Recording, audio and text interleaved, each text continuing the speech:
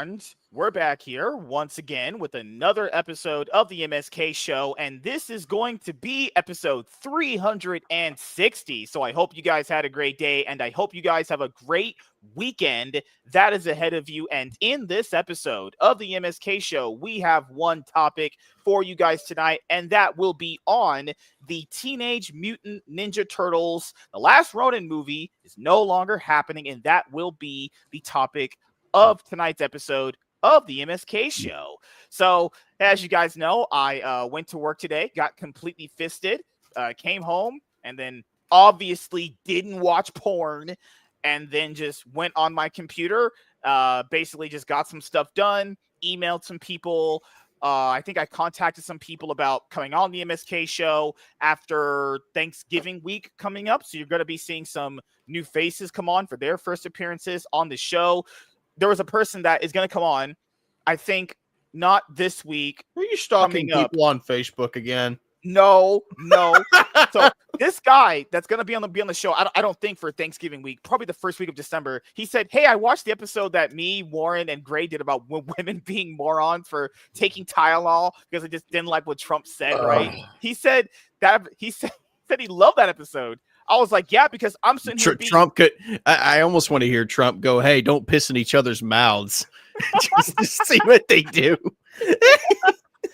And even though what's crazy is Tylenol literally said, hey, we don't actually even recommend pregnant women take our shit. And people went, well, that's pretty crazy. So, he said he liked that one. And I also think he said he liked another episode. So you guys will be seeing some more, first appearances on the MSK show for one-on-ones. I think I'm supposed to have another guy on. Actually, it's a black guy. He is pretty much based in liking. Who fucking cares if he's black? Just say you're having a guy on. And second of all, there's a lot of guys on your show, MSK.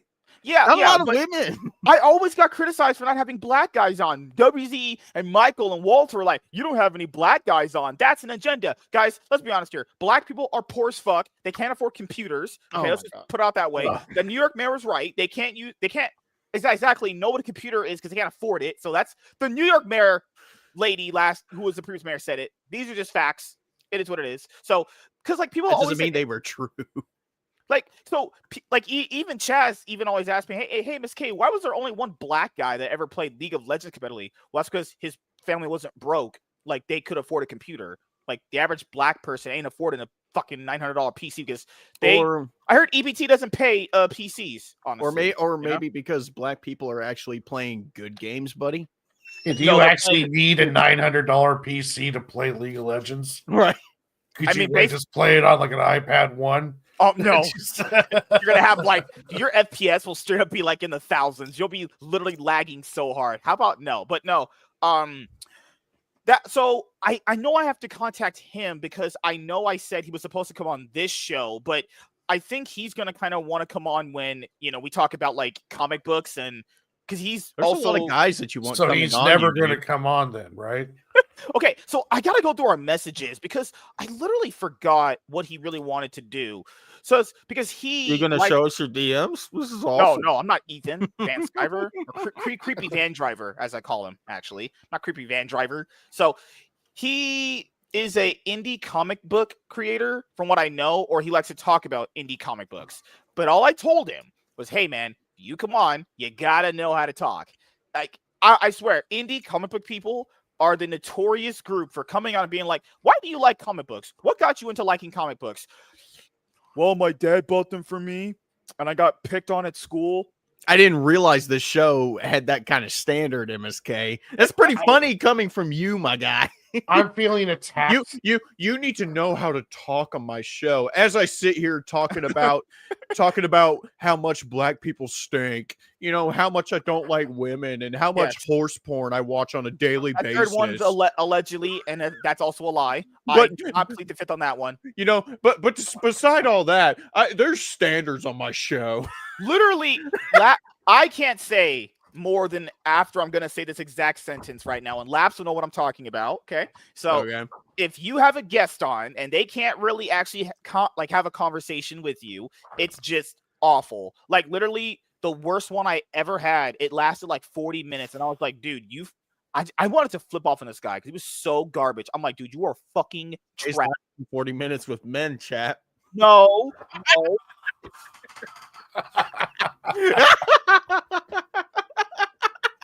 So trash. Because what's crazy is this guy's on my show telling me. What were you guys talking about? Okay, so the weirdest part, because there's 3 parts of this. One, he said he was married. I was like, oh, okay, cool, dude. What do you do? He said, I'm a firefighter. Oh, that's fucking great. He's like, oh, do you have pets? He was like, I have pets. Are awesome. Then he started talking about this card he had for his comic book. You know, people have trading cards for them, like the little collectibles, right? So a girl did some sort of like cover for one of his comic book covers.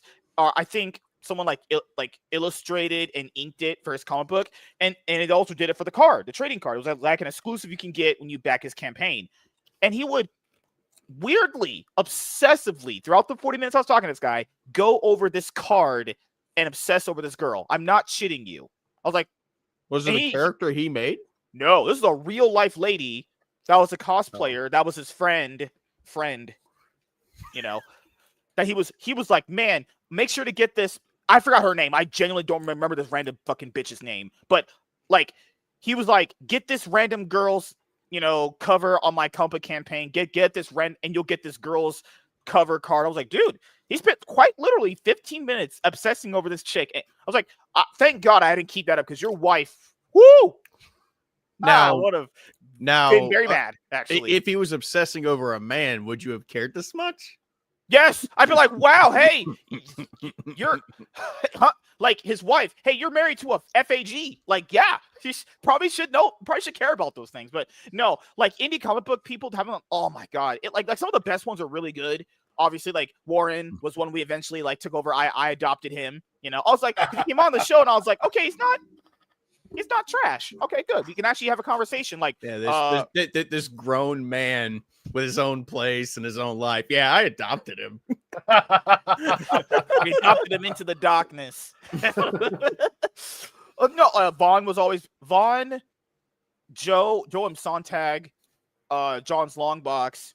The Godfo guy was pretty interesting to talk to. Like, when you get Godfo talking, he can actually go off on a lot of things, but you got to just grease his wheels a little bit. You just got to just, grease him up a little bit. So I don't want to hear about you greasing up men. The fuck? Mugen Lord. Mugen Lord's one of my favorites. I always have great conversations with Mugen Lord. He's awesome. Draw and talk. Me and Tyler, we had an episode together on the Iron Man podcast a long time ago, and I've tried to get him on this show, but he's just apparently really busy still. So gotta eventually set that up. But that's pretty much it, honestly. Like, there's gonna be some pretty interesting one-on-ones coming because I know Walter and WZ and Michael really love when we talk about movies, like when we actually review a movie and we talk about it. I know I love doing those things too, but it's like news comes up so fast. I have to cover the news because we have to keep you guys informed. And I just obviously love talking about the news in general. So that's pretty much it. Honestly, there's not a lot going on with Top G MSK. The Riz Master, Aura Farmer. I'm going to eventually change this right here. I'm going to put AF and it's going to stand for Aura Farmer. There you go. I just farm aura. That's what I do now these days. But what if someone gets it confused and thinks it means ass fucker? Ass fucker. See, that I thought about that. I thought about that, and like I was like, "Fuck, I can't do it just based off that alone." You got no space to write Aura Farmer. If you put AF, it's ass fucker. Aura Farmer. It needs to say Aura Farmer / ass fucker. I'm farming Aura while fucking your ass. Or you'll literally have someone be like, "You're an anal fingerer." Like, all right, dude. Fucking weird fetishes people, fucking project on you. But no, after this week coming up, which is Thanksgiving week, I have Monday, Thursday off, so I'm working pretty much every day. I don't know how the week after Thanksgiving is going to be. It usually kind of goes back slow, and then around Christmas time, New Year's time, it picks up back up again. So I'm hoping it goes back to being slow, so I have Sunday off again. But it's fine if it just stays this way. It's completely fine. But Iron and Selena should, Nope, no promises yet. Should be coming that weekend for my birthday on potentially. God have mercy on their souls. I don't know what day. It depends. If I have Sunday off that week, I'll have them come Sunday. No homo. But if they can't come Sunday, I'll potentially have them come out on one of my days off, which would be either Monday. Monday's guaranteed, or Thursday. Now we have the show Monday, so probably Thursday, most likely. So that'd be pretty cool. We won't be doing the show in my house. We'll just be doing it downstairs in my studio that I have downstairs that I have access to, actually. So, we'll be doing that. We did it before on Rumble. If you guys don't You're going to put remember, them on the casting couch, are you? They already know where they already know where I live. What are you talking about? Like, I can actually bring it up. I think I have that on Rumble because I was titling shit so gay on Rumble, like literally gay as fuck. Honestly, Then why'd you do it? It was the only way to get views. When I title things, bet like I don't know, movie review, 10, 15 views. When I title things like "Do this and you won't be gay," 1,000 views. Not kidding. A bunch of repressed homosexuals all pissed off because your video has nothing to do.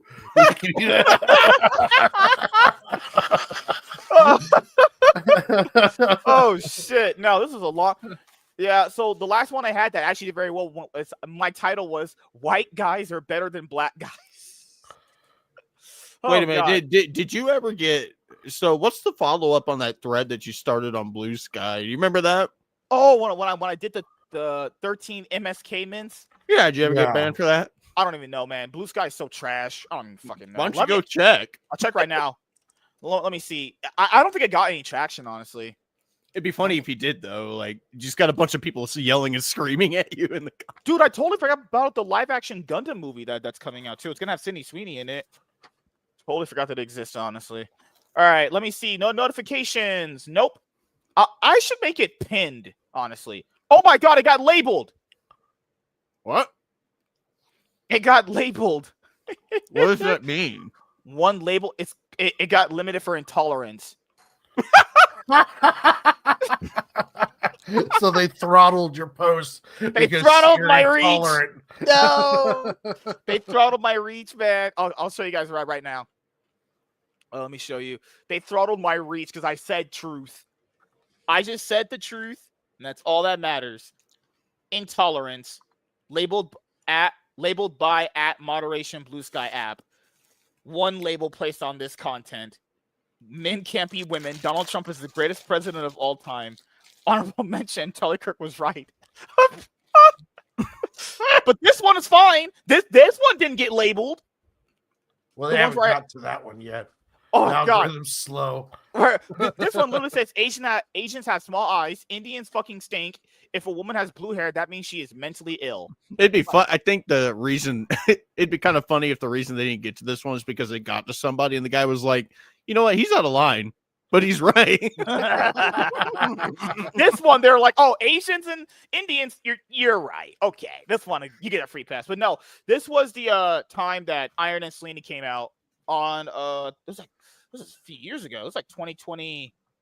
I forgot what year this was. Maybe it was 2023. It's like why does Iron look like an extra from Den of Thieves? I don't know. Good Lord. This was a long time ago. It's back when I used to look good. Back when I was like, in my prime. I became a disgusting slob at this point. Back before Zeus smited your ass. Oh my god. But no, we had a great time that day. It was awesome. Can't wait to have that happen again. I know the audio quality was pretty bad for the first 30 minutes of that, but I'll make sure that won't be the case this time around. I'm going to make sure to check all the audio levels and make sure everything comes out good, crispy, and quality, like you guys all know and love. And it looks like they were in a warehouse or something. Like why that room looks so empty? It's a studio. There's nothing supposed to happen in there, Nate. It's just like a storage room, essentially. I put like literally half of my mail packages I get for comic books down there. And you don't go in there with another man and just lock the doors, MSK. Yeah, this is not like a casting couch scenario. Are you sure about that? I have access to it. I go down there to grab the comic book packages that his sister drops off for me. So, all right, let's go over our panelists and see what they've been up to, because they're just, clout chasing their asses off recently. God damn, Don't forget, motherfucker, you invite us here. Yeah. How does that make us clout chasers? What would make you think black people are anything but hypocrites? You guys just answer these things yourself, man. Good Lord. But damn, I asked. Okay, so when I got off work, my friend, also we hit it off pretty good. I like this guy. Pause. No homo, obviously. So the title of this stream should have been, "Hi, I'm MSK and I like 5 guys." Because this is like the 5th fucking time you're talking about men. That's the title for the birthday episode. I like 5 guys.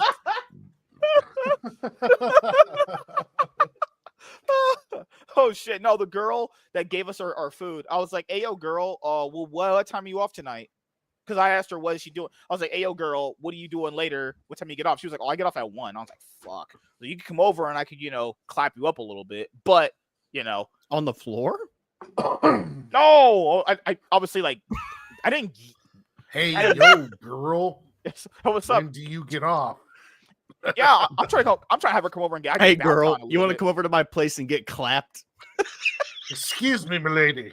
What time do you abscond? Dude, this from girl principal today. so Okay, we may so adjourn to a later evening. so apparently, okay, I was in the break room. I was on my break. I was about to go back for my lunch, right? And this girl, she was like, she was trying to question me because she's like, "Hey, did you get me in trouble?" I was like, "Lady, I barely even know your name." That's straight up word for what I said, because I thought her name was Shaniqua, because she sounds black. You think every black woman's name is Shaniqua, but she wasn't black. She was a white girl that sounded black. I'm like, and you still called her Shaniqua. She sounded black. And then I was asking her some questions like, how old are you? Because I want to get in trouble, obviously, right? You know how all these women are these days. Like she said she was 18. I was like, "Oh, okay. Are you married or anything?" She's like, "No, I have a kid." I'm like, "Oh, okay." Fuck. Right? And then I was like, "Hey, is your child's father by any chance black?" She was like, "Yeah." I was like, "Oh, you've been in a chocolate factory." Oh, fuck. God. Instead of asking that, you could have gone, "Hey, is your son's father in the picture by any chance?" He's black. I already assumed no. So, you could have just said that instead of going, "Hey, was your ex-husband black?" I just assumed, and I was right because I'm a genius, obviously. So Lunchbox Comics. This is Warren. Much as he tries to trick us, because there's a different Warren's on now. Warren. Too many Warrens. God. and then there's actually a guy called BS Warren. Really? It's like, fuck, man. God damn. So, how you been doing, dude? How was your week so far? And why is that Baby Yoda's head humongous? Because it's a Funko Pop bobblehead.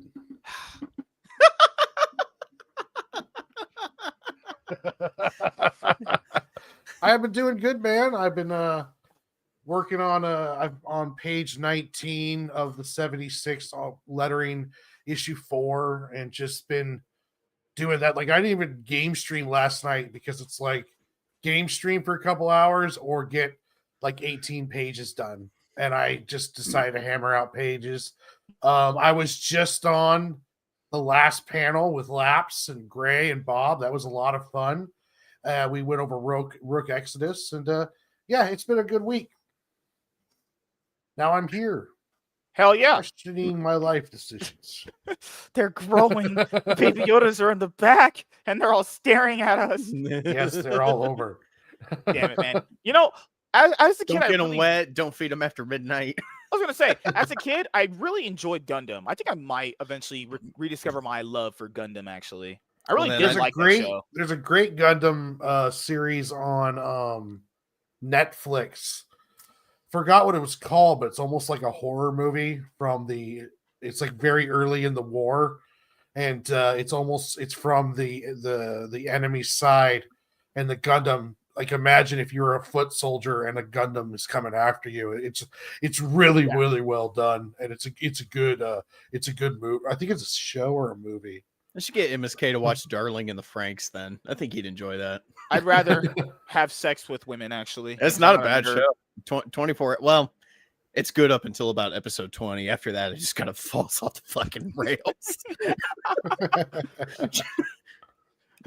Yeah, G Gundam was my favorite. I remember coming home from school and having that like Toonami block, and it would come on at like 6 o'clock my time. Oh my god, woo! That shit was amazing. But I will say, watching that Masters of the Universe animated series that I watched when it came out, it would come on like Saturdays on Toonami, and he just yelling, "I have the power!" I was like, "That's not it. That's how you hype someone up." You know, so I hope that new Masters of the Universe movie coming out very soon is going to be good. It's live action, so who the fuck knows with the quality. I've seen some of the behind the scenes photos for that, and I'm just Yep. like, I don't care.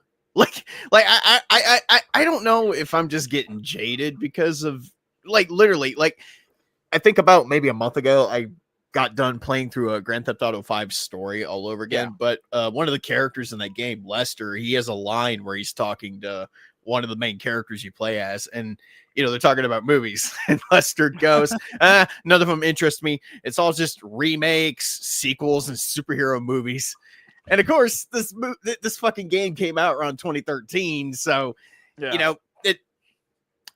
I don't know. Like I just heard him say that, and I'm like, damn, this motherfucker's spitting facts. Like I really don't give a shit about anything that's coming out these days. I think you guys have all taken a page out of my book, except Warren. You know, I am just jaded on life in general, and I generally just have no emotions for shit. But, you know, it's the thing is, I watch every movie the same way I did back when I first started watching movies. You're going to get a good one, bad, mid, mediocre, average, great. Just depends whatever adjective you would like to use for it. I still have that approach, but I just know that, you know, every once in a while, I'll see something that, you know, kind of catches me off guard. Like I saw... Like last weekend, I saw a movie called Keeper. It's got Tatiana Maslany in it. You know, as long as she's not She-Hulk, I can rock with her. She actually is good. She's a damn good actress. She is. She's actually got a really good acting range, and she's actually attractive. Like she nearly gets naked in the movie. I'm like, oh, hey, whoa, hey. I'm like, Tatiana, what you working with? Oh god, man, it's just a crazy life we have here. But Nate, how was your week been so far, man? You've been having sex with black girls and getting AIDS? Fuck. No, just been going to work, trying to stay on my antidepressant medication because this fucking season for me is just horrible in every conceivable way in terms of memory. So just trying to stay positive and, you know, just trying to be upbeat, man. But other than that, just playing games here and there, you know, still working on Curse of Strahd. We're going to have episode 24 this upcoming Sunday. So I'm still working on a combat encounter for everybody, and they're probably going to fucking hate me by the end of that episode. Because somebody's going to die. Probably one or two of their characters are going to bite the dust. Well, I hope this cures your depression. You could not live with your own failure. Where did that bring you? Back to me. I hope you do realize I only came back here because I felt bad for you. All right? It had nothing to do with how I'm feeling. All right? You know what's crazy is in that movie when he says that great line, it's the fact that he came back to them actually. Because they had the Infinity Stones. That's the funniest shit. It'd be funny when Kevin Feige rolled the dump truck full of $90 million up to Robert Downey Jr.'s house to get him to play Dr. Doom. He's just sitting on the porch, smoking a cigar. He's got the Tony Stark shades on. He looks at Kevin and he's like, you could live with your own failure. Where did that bring you? Back to me. I can imagine that's how that conversation fucking went. Probably. You guys talk for 1 second. I have to message this person to come on the show. Why is he booking why is he booking when we're trying to do a show here? He does all sorts of stuff during the show. Like he'll start doing his taxes. This motherfucker probably fingers his asshole while blowing his nose. Like and brushing his teeth with his cock or something. I don't know. All talking. He's like watching something on one of his other screens. It happens all the time. We're over here doing our intros and he's watching, you know, fucking horse porn on his other monitor or something. So how was The Keepers? That one did look interesting. It was made by the guy that did Long Legs. I can't remember. Was that last year or this year? I can't remember. think it was this Yeah, one. it was Long Legs, the one with Nicolas Cage. Yeah. Yes. I liked it. I liked it better than Long Legs, just because I felt like nothing happened in Long Legs, like at all, and it kind of felt like the movie was just writing off Nicolas Cage's name to draw people in. This movie, there's actually a little bit of intrigue. Like you're trying to figure out what exactly is going on, and the movie doesn't really come out and tell you what the fuck is going on, what's plaguing these two people. Because it's one of those movies where you got a group of people who just go to a cabin in the middle of the fucking wood. It's one of those horror outing movies that you've seen 1,000 times. Yeah. I give it props for trying to do something different. I think Tatiana Maslany, she does a good job. It's interesting to see her do other things that's not She-Hulk. Like, she's actually a really good actress with pretty good acting range. I forget the name of the guy that she's co-starring with, that she's acting with in the movie, but he's good too. The only problem I have with the movie is that I think it just takes way too long getting to the point, and even by the end there's still a lot of questions that I had that I felt like just did not get answered. And when they reveal to you finally what's going on, it just kind of feels like the shock factor that should have been there is just not there. It's like you waited nearly an hour and 45 minutes to just tell me this. Like, seriously? That's where I feel like buildup comes in. If they had built up to it and at least teased that, hey, this is going on, this ties into this, blah blah blah, instead of just dumping all the fucking info into your lap at one time towards the end of the movie, because they're like, okay, we can't come up with any fucking clever ideas on how to give the audience the information, so here you go, guys, here's what's going on. I just felt like, it had some good acting performances. Pacing was a little slow, and I feel like they just kind of missed the bar with the big reveal at the end. But I do give it props for having some good moments of tension, though, because there is a bit of mystery and intrigue spread throughout the movie. So I'd give it like a C plus, something like that. It's not terrible, but it's not something I think I'd ever rush out to see again. Yeah. All right. Nice. Yeah. When I heard that chick was going to play She-Hulk before I saw She-Hulk, I was excited because I've been watching her in her indie and more of her career coming up. And it's like, I knew she was a really good actress. So I thought she was a little bit small, but then when I was thinking at the same time, well, they'll use CG to boost her up. But she is really good. Just She-Hulk was just not good at all. And I don't think Tatiana Maslany's bad in the show. It's just the way the show's written. It's not good. It's not good at all. It's the one common theme across pretty much all the Marvel projects. Casting's usually either really good or not bad. The action's always choreographed well, but then it's always the writing. They just hate writing. It's like I finally got around to seeing the Marvels, because that's the one fucking Marvel movie I did not see in theaters. I was like, I have no desire to see that or spend money. Gonna skip out on this. I don't know. About a couple weekends ago, I was just on Disney Plus, and I was like, well, I guess I'll check it out, see if it's as bad as people say it is. I got done with it, and I was like, yeah, that's as bad as everybody said it was gonna be. but I will say this: the girl who plays Ms. Marvel, she is the highlight of the movie. She's having a fucking blast playing this character, and she just eats up the screen anytime that she's on it. So you're saying she was the bomb? So much. What was that? What? What'd you say? You're saying she was the bomb? Stop. You leave that girl alone. All right. She's just having a good time. I've heard that from multiple people that she's fun to watch. Like, she is. What's she crazy really is gets the roles. Like, she's even better than the comic book counterpart. Anything I've seen the comic book counterpart's just kind of boring from the little bit I've seen. She makes the character way more interesting, honestly. She just has one of those auras that's just kind of infectious. Like, you see her having a good time with this. It's just kind of infectious. You're like, you know what? Good for you. I'm glad you're enjoying this, because none of us are. I finally got to watch the Blue Beetle movie because it's on Netflix. Yeah. And I didn't hate it.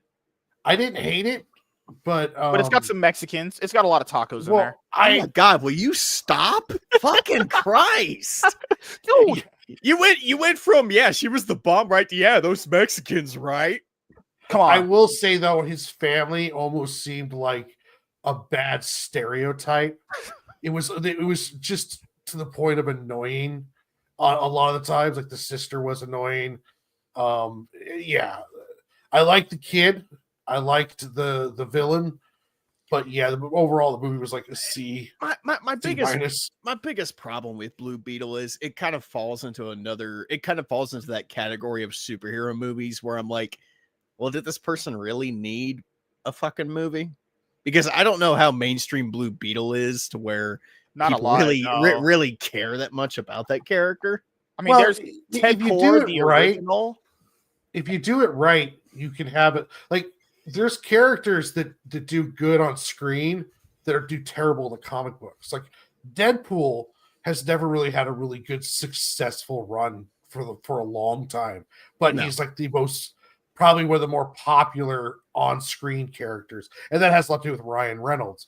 But it just seems like there is something about that. You're all right though. There will be no buzz if it's an unknown character. But like Blade was an unknown character when the movie came out, and the movie was so cool. Sometimes being unknown means that you don't have to worry about all that canon. Well, having an underdog feeling, yeah. Like with Spider-Man, the average person on the street knows about Spider-Man. Yeah. So when you change something, Yeah, but with then with a character like that, you can kind of come out of the waterwork and surprise people and go, "Hey, I'm cool. I'm cool as shit." You know, I could be cool. But it's a risk though, because you're right. Because there's no buzz or build up or no recognition. There's only one Blade, and there's only ever going to be one Blade. I'm like, yes, there is. Yeah, dude, I actually have the first Blade like on 4K. I rewatched it not too long ago. Holds up. Yeah, holds up really well. Aside from some wonky CGI involving the villain towards the end of the movie, I mean, the movie's pretty good. It holds up really well. That opening scene is still, whenever I hear that, you just start thinking about Blade immediately. I'm like, is Wesley Snipes gonna kick in the fucking door and just start killing people? Looking around and shit. Dude, it is 90s as fuck too. Like, oh, dude, like I remember watching it. I'm like, dude, this is the most 90s fuck fest I think I've ever like watched recently, dude. Like, holy shit. It's 90s as shit. I love when he's in the hospital and he's chasing that dude that he just charred to death in the opening of the movie, and the cop shoots him and he's like, "Motherfucker, are you out of your damn mind?" And dude, the guy that plays Whistler is just so charismatic, so good. Fucking love him, dude. Yes, dude. Yes. When he blows the hole in the wall to fucking save Blade and the girl, and the camera just zooms in on him, and they stop the music. He's just like, "Catch you fuckers at a bad time." Dude, he's cool as shit. Like, I'm already working on a fucking character for my next D&D campaign that is ultimately just Whistler. He just goes around and kills vampires, man. It's fucking awesome. Dude, today someone, because Jimmy Palmiotti, he was on the Iron Man podcast, and he's definitely definitely hold on. Laps. No, that's one of the best quotes in the movie. Some motherfuckers always trying to ice skate uphill. That sounds kind of gay. No, dude, I quote that shit all the time. All the time. Only gay losers kind of do that. Anytime someone's doing dumb shit at my work, the first fucking thing I say is, some motherfuckers always trying to ice skate uphill.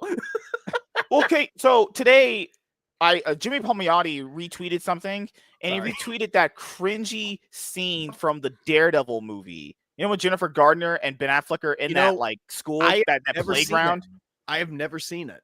I've seen a little. So I was at James' house, and I was laying on his couch, and it was a random Saturday night when we first met, and it came on, and I was like, "This is just not okay." Good. Labs. I see what you're saying. Sorry. Like, keep in mind, I've never seen the full movie, but I remember seeing at least a good 20 minutes of it.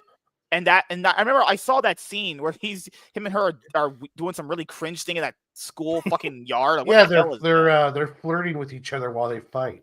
Oh You know, god. So No, it came out in that weird time where comic book movies were really still kind of trying to find their footing we're because like at the weirdly time, obscure, not yeah, obscure. Yeah. because at the time you had Spider-Man, Spider-Man 2, Hulk, and a Yeah, couple yeah. others here and there. Yeah. X2 just came out. I'm pretty sure X2 was like Yeah, 2000. X-Men was finding its footing. Ghost Rider. I think the guy also directed Ghost Rider when it came out. Well, that was Nicolas Cage. 2007. It was 2007, yeah. Yeah. And Fantastic Four was crazy. That was 2005. Rise of the There's Silver Surfer and Ghost Rider came out the same year. Holy fuck. There's God a damn. director's cut of Daredevil, and it's better. You really thought it needed a director's Well, cut? they took out an entire subplot of the movie where Ben Affleck's Daredevil is doing a full court case, and he has trial moments and the whole deal. And they actually go to a house and do some investigating where he's using his senses. So I have a soft spot for that movie because it's your usual Fox garbage, but it was fun. I mean, it was fun though. I mean, okay. Would you say Catwoman over Daredevil? No, we never speak of Catwoman. What is wrong with Halle you? Berry movie? How dare you even that was the bring peak of cinema back How then. dare you even bring up that film in my presence? That should have got a sequel. Come on, man. No. What crack pipe are you smoking?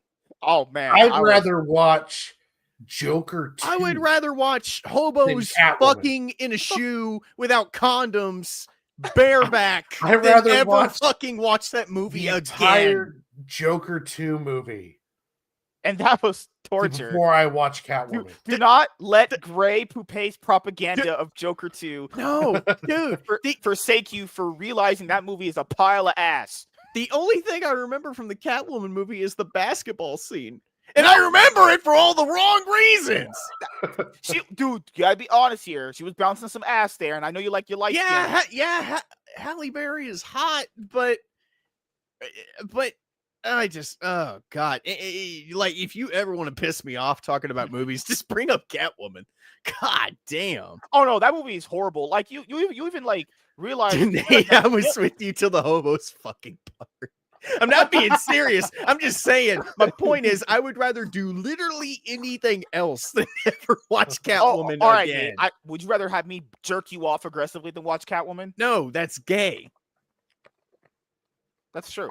So, it just depends on the day, right? So you're the part of the movie. She got flushed out of the sewer system. And you think to yourself, how the fuck did she get inside of a sewer to get to this point where she heard what they were saying just to get flushed out of it? And then when she got flushed out of it, she washed up on this pile of shit, and then a cat breathed on her, and then she got powers. That's how you know these motherfuckers have never read any comic books. Like, she's not even Selena Kyle, right? She's Patience Phillips. What was she? Who the fuck is that? Oh, Patience Phillips. Her name was Patience Phillips. Oh god, it was hilarious. This was fucking I will say this, Warren. The way you enjoy Daredevil is the way I enjoy the first Ghost Rider movie. Like, I know I know it's crap. I know it's not really the greatest thing ever, and it's flawed out the fucking ass. But there are moments in it where I'm like, damn, this is cool as shit. Like, I like saw the second one. I saw the second one with James. Second one was Spirit of Vengeance. You're a fucking faggot for watching that movie. Whoa! God, you can't use that word. Fucking hell. God, you fucking fag. God, man. Like the part in the movie where he's just like screaming, like, gotta admit, that was pretty. The rider's scraping at the door. He's. Oh, looks like he's having a seizure. Oh my god! And you know what? That movie is somehow worse than the first one. And like I said, the first one is not good at all. But yet they got the motherfuckers that made Crank to make Ghost Rider 2. Dude, what did they think was going to happen? I thought visually Ghost Rider 2 had some really cool parts, but for the most part, I like the look of the Ghost Rider in Ghost like Rider when he was driving that military truck and the whole military truck turns into a Yeah. Ghost Rider truck. That was, I mean, there were some cool parts in it. Yeah, But Nicolas Cage was a terrible choice I for think Johnny Blaze, anyways. I will say this: as I've gotten older, like the more I've watched the first Ghost Rider, I'm like, that skull just looks a little too clean. Like it looks a little too cartoonish. Now, I will say that's what I liked about. That's the one thing I'll give the second one is that the fucking design for the Ghost Rider in Spirit of Vengeance is cool as shit. Like I like the fact that, you know, the leather jacket's like charred and looks like it's fucking melting. You know, the skull is like black and looks charred. You know, it just better design in my opinion. In my mind, if they brought the Ghost Rider to the MCU or at least tried to adapt him again, that's how I would want the Ghost Rider to look. Yeah. Lab says, I can tell you I have 86 full years of Batman single issues, and nowhere is Patience Phillips mentioned anywhere. Never. That's why I said, who the fuck is that? Like, it doesn't even feel like it's a DC movie at all. It No. feels like that this is a movie about a chick who got cat powers, and she's like, I'm going to call myself Catwoman because I got cat powers from this Egyptian god woman and the villain is just mad because she's a middle-aged white lady losing her looks. Yeah, so she wanted to use the makeup to disfigure people. Why? Wasn't she like her skin? Oh no, I'm getting ugly and wrinkly, so I'm gonna make everyone else ugly and wrinkly. What? Yeah, that was what? I'm not kidding. That's the oh god, it's horrible. No, what's even worse is remember, like, you know, Selena to be like some street girl, like she's trying to like do like the street life and shit. Patience Phillips was a bitch working a desk job. You know, before I came here tonight, I was over at my cousin's house because we have family night every Friday. We were watching the Batman, the Matt Reeves one. And did it hold up better when you rewatched it? Yeah, it's still good, still great. I love it. Zoe Kravitz. We were actually talking about Catwoman you know, tonight because they were talking about one of them brought up Anne Hathaway from The Dark Knight Rises. And then my other cousin brought up Halle Berry. I was like, motherfucker, you say that name again, I'm going to launch this remote at your fucking head. Don't you ever say Halle Berry's name in the context of Catwoman ever again. Now, if you made a Frank Miller Batman Year One movie, she would be she would have played a really good Selena Kyle. The prostitute, short-haired black lady. I mean, it would have worked out really good. She's a good actress. But whatever that Abomination one, I don't even count that as a DC. Are you talking about Zoe Kravitz? You'd cast her? Well, no, Halle Berry, I think. Okay, if you took Halle Berry and cast her as Selena Kyle, like in Frank Miller's Year One, where it's like Batman's first year, and Gordon's still just a police captain kind of deal. And but yeah, Zoe Kravitz though, I think has played the best Catwoman probably. She's my favorite one, only because I mean honestly the bar's not that high. I mean don't get me wrong, I'm not throwing shade at Anne Hathaway's Catwoman from The Dark Knight Rises. She does a good job with what she's given, and for the most part you understand what she's out to do and you understand her motivation. But the Nolan verse it exists in its own little pocket dimension of films to where I felt like she wasn't around long enough for us to fully like appreciate her character. You know, if she had appeared in The Dark Knight and then her character, or maybe they even alluded to her and like that. You know, kind of the same way they did with the Joker at the end of Batman Begins. Oh yeah, I just feel like they just did not have enough time to develop that version. She literally has like especially with all the other. I mean, she's got several scenes where she's good. It's just when they had the dance, that was pretty cool. It's just okay. It's just as a character, she's just kind of flat in the movie. You know, her only motivation is, oh well, I'm tired of being a criminal and I want the clean slate, so I'm gonna fuck over Batman and nearly get everyone in Gotham killed by this maniacal maniac who's trying to arm this fucking bomb to explode. Yeah, that's women logic. That's how women logic usually goes around. and then she has a big sulk and feels bad about it. Oh, okay. So there's two scenes that I enjoyed her. The dance number when she's whispering like the rich people and bullshit like that, Mhm. and then I liked it when it's one of the few funny jokes throughout the movie where like Batman turns over and he's like, now that's what that feels like.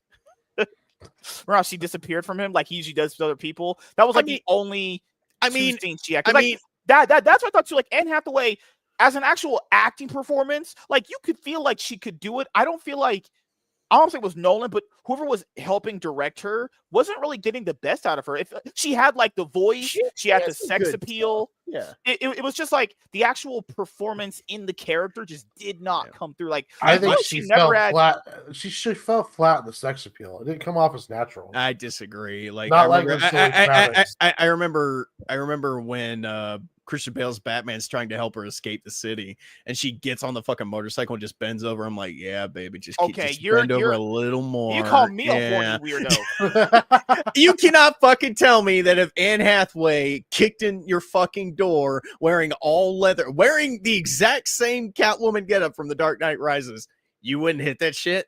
I mean, I didn't say that. I just said anyway. that her sex appeal and her Batman or Catwoman performance came off flat and unnatural. I'm a huge critic of the Nolan verse, anyways. So, but yeah, I didn't like her as Catwoman. I didn't like that third movie at all. I thought that third movie was terrible. I think it's flawed. I don't think it's horrible. I just think it's a very flawed film from the perspective of it had the impossible task of being a follow-up to arguably one of the greatest comic book movies ever made, and that's The Dark Knight. It's like they had something good with Batman Begins, and then Dark Knight hit, and it's like, well, fuck, how do we top this? I think that's just a curse. I mean, you even look at a lot of the other third movies in a lot of these trilogies. Like even let's use Iron Man for example. Like even the third one is even worse than the second one, and that's actually saying something. The second one's terrible. Right, and the second one already loses a lot of people, and the third one just goes, hold my beer. It's like, what the fuck? I actually like Iron Man 2. No, I don't mind Iron Man 2 like a bunch of people do, but I do agree with the criticism. It doesn't feel as good as the first one. It just feels like it's more rushed. I want my bird. Stop it. God, Ben. You didn't like Mickey Rourke talking about he wants his bird Justin for Hammer. minutes? No. You didn't like Justin Hammer? No, I like Justin Hammer. Justin Hammer was good. Justin Hammer was the best part about the movie. Yeah. Like, I will always say, like, it's going to be something in the topic we're going to cover here in just a moment. Like, so, I don't know. I'm going to have to rewatch Matt Reeves' Batman movie. I remember my criticism still kind of remained the same. Like, I don't know. Like, Andy Serkis Alfred really is just not good. I disagree. The same way we talk about Anne Hathaway being I just don't feel like he's Alfred. I don't feel it. I don't have any feeling you are Alfred when you're on screen. I think he does a good job. I just see a black man. He does. For me, he does a good job. But like you said, to me, it just kind of feels like it's Andy Serkis cosplaying as Alfred rather than he is Alfred. He did better than I thought he would. When I first started the casting, I was kind of like, you can do better than that. But then when I saw it, I was like, he did better than I thought he would. But you didn't really feel the connection that I guess you could say Bale and I disagree. I thought they had some good chemistry, especially the scene after the Riddler mistakenly blows him up and he wakes up in the hospital and the Riddler. That's about the movie. Bruce, the Riddler's just not good. It's not interesting. Nothing about that Riddler is interesting or worth caring about at all. Not even from a villain point of view. Well, I mean, he's ultimately just the Jigsaw killer. They did Anarchy. Anarchy from that Arkham game you played. Anarchy is who that guy is. Why don't they just do that? That'd have been perfect, honestly. It reminded me of Saw or of Seven, if you will. Yeah, I just didn't get Riddler vibes from him. Like MSK, when are you gonna do a Saw rewatch? Like when are you gonna do a series? Oh, I love that first movie. Now the thing is stomaching it and not throwing up potentially in the one where my god, what's the third or fourth one where that black guy killed that kid in the car and his whole body's just turning and twisting? Probably gonna have to throw up a little bit on that one. But no, I can't. Yeah, that's the third one. Third one, right? Yeah. Are you talking about the rack? Oh, the black. Oh my god, that was just so gross what they were doing. I get it. He deserved it. I get it. But fuck, that is disgusting. Holy crap. But I love that first Saw movie. I could rewatch that. Fucking I movie's like the amazing. first three. I think the fourth one is where everything I think people completely shit on falls apart. I think people shit on the second one is completely fine. Like, is it as good as the first one? No, but it's a good, I would say a good sequel. The third one is kind of where it gets all kind of fucking stupid. Like, she's in love with him, and then like, oh, it's so weird, man. I think after the first two, the whole franchise falls apart. The third one, well, it's like you were talking about, you know, when you get like a third sequel, it's when things kind of fall apart a little bit. The problem, humanize Amanda and shit like that. It's like, no, bro. they didn't humanize Amanda at all in that movie. She's a fucking stone cold monstrous bitch throughout the entire fucking movie, dude. The biggest problem with Saw 3 is it's not Jigsaw, it's not Amanda, it's not the girl that has the fucking exploding collar on her neck who's trying to work on him. The biggest problem with that movie is the protagonist. He is just slow and just lets everybody fucking die. Like his entire test revolves around him trying to save people, and he just lets nearly everyone get fucking killed, including the one person he does manage to save. He just lets that guy get shot in the fucking face. Like the guy is such a pansy. My biggest problem with the Saw movies is they killed off Tobin Bell's character too quickly. He's just had to be used in flashbacks. Like, come on, they could have wrote something where he didn't have to get killed by a fucking tumor. I don't think they really understood how much of a phenomenon Saw was becoming. Yeah. So they would have had to do retcon that, because that was like from the first film. So it's almost like with the third movie, they were like, I can imagine at some point the talk was, okay, we're going to turn this into a trilogy and that's it. We're done. We're just going to kill him off at the end of this movie, be done with it. Like I said, I don't think they really understood how much of a phenomenon Saw was becoming. So when they killed him off in that third movie and they made all that fucking money off it, they were like, well, fuck, now we got to make another one, and we just killed the third one. Wait a minute, the main antagonist. So the third one, it was that dude's wife, and at the end of the movie, I remember Amanda killing her because I remember at the third one. I haven't watched in a long time, but I remember watching and going like, oh, this is just the third movie in a horror franchise. These usually fucking are terrible most of the time. I've only seen it once. I'm gonna have to go back and rewatch. I know I've seen most of them. They're like, you remember part of the Saw movies where they realized that Hoffman, Blu-ray. Remember when they realized that Hoffman was Jigsaw, and then all of them stood next to him and they all got murked? What the fuck? Did Why you just arrest him? Did you see Saw 10 when it came out a couple years ago? No, I stopped at Spiral. That's the last time I saw. The Saw 10 is after Spiral, but Saw 10 is actually really good. People have said that. People have said that. It's good. Yeah, it's good. And people say it kind of ends the franchise off on a good note. I'm like, shit, I would never pick Saw to have the heroes. The problem I have, the only problem I have with it is that it's a prequel. So obviously Tobin Bell is playing Jigsaw in the movie. But it takes place in that weird area between like Saw 2 and Saw 3. So basically the chronological timeline is Saw 1 and 2, Saw 10, and then Saw 3. It's really weird. But you know what? Tobin Bell, he loves playing this character. I feel, I want to see more of him as Jigsaw, just because he's such a good actor. But here, the thing, he's getting to that point where he's getting so old. Where even if they want to bring him back, if they want to bring him back, he's just going to be old, skeletal, like falling apart, fucking Tobin Bell. And I don't need to see that. I remember Michael, he sent me a link to the update on the Saw topic we had a while ago. It was like when Cyfax was still coming on the show, that fucking clout chasing bastard. But I like Cyfax. You leave that man alone. We have to do an update on that. No, because I heard Blumhouse got the rights to Saw, so we'll have to do a discussion on that. Yeah, I think they're going to reboot it or something, aren't they? Something about that. Yeah, I have no clue. I could do the general AI synopsis of it, but I'll just wait for a topic to cover it. Actually, did you? No, not Jigsaw. Spiral. Did you like that? I actually did, because it actually had a story. Okay, I liked it too. People always shitted on me for it, but it actually had character motivations and a story. The other ones, literally, I get it. You mostly watch Saw for the traps. I understand that. The traps weren't as good, but like I enjoyed this one, had a little bit more substance to it. Okay. You know? Yeah. Only reason I I mean, asked is because I like it, and I know a lot of people that really do not like I'll be honest here, Spiral. I watched it and I thought it was completely fine. I get the criticism because they make perfect sense. But they only makes perfect sense when you're looking at it from just a Saw movie point of view. Like, it's like when people say Man of Steel is a good movie but a bad Superman movie kind of thing. That's kind of the best way to look at it. Like, it's a weird horror movie, but it's not a great Saw movie, you know? The biggest complaint I kept hearing about it Oh, was good night, man.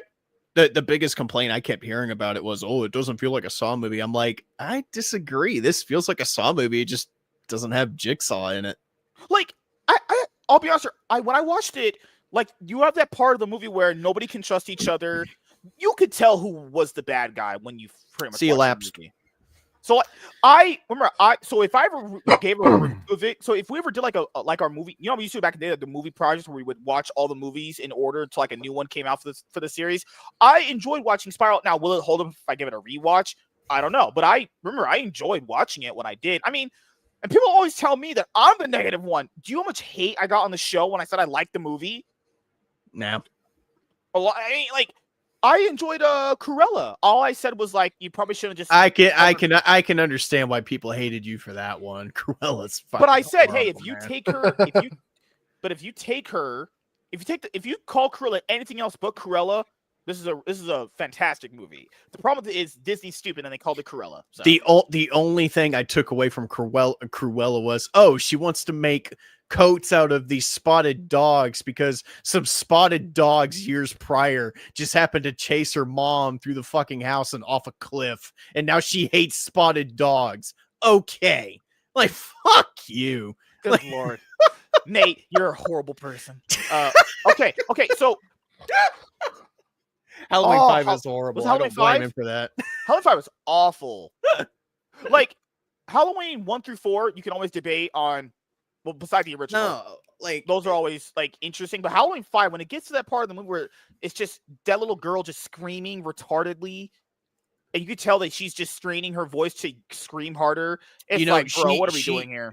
She came back and played a character in the Rob Zombie film. She did, yeah. She's the best friend of Jamie, yeah. And then he's like, I don't want to see that girl getting her cheeks clapped. I saw her when she was. I'm not doing that. Rob, you're. It is weird watching Halloween weird. 5, and you see she's this sweet, innocent little girl, and then watch, and then you watch Halloween 1 and 2, Rob Zombie's versions, and it's like, okay, now she's just porn starring herself out. like, what is going on here?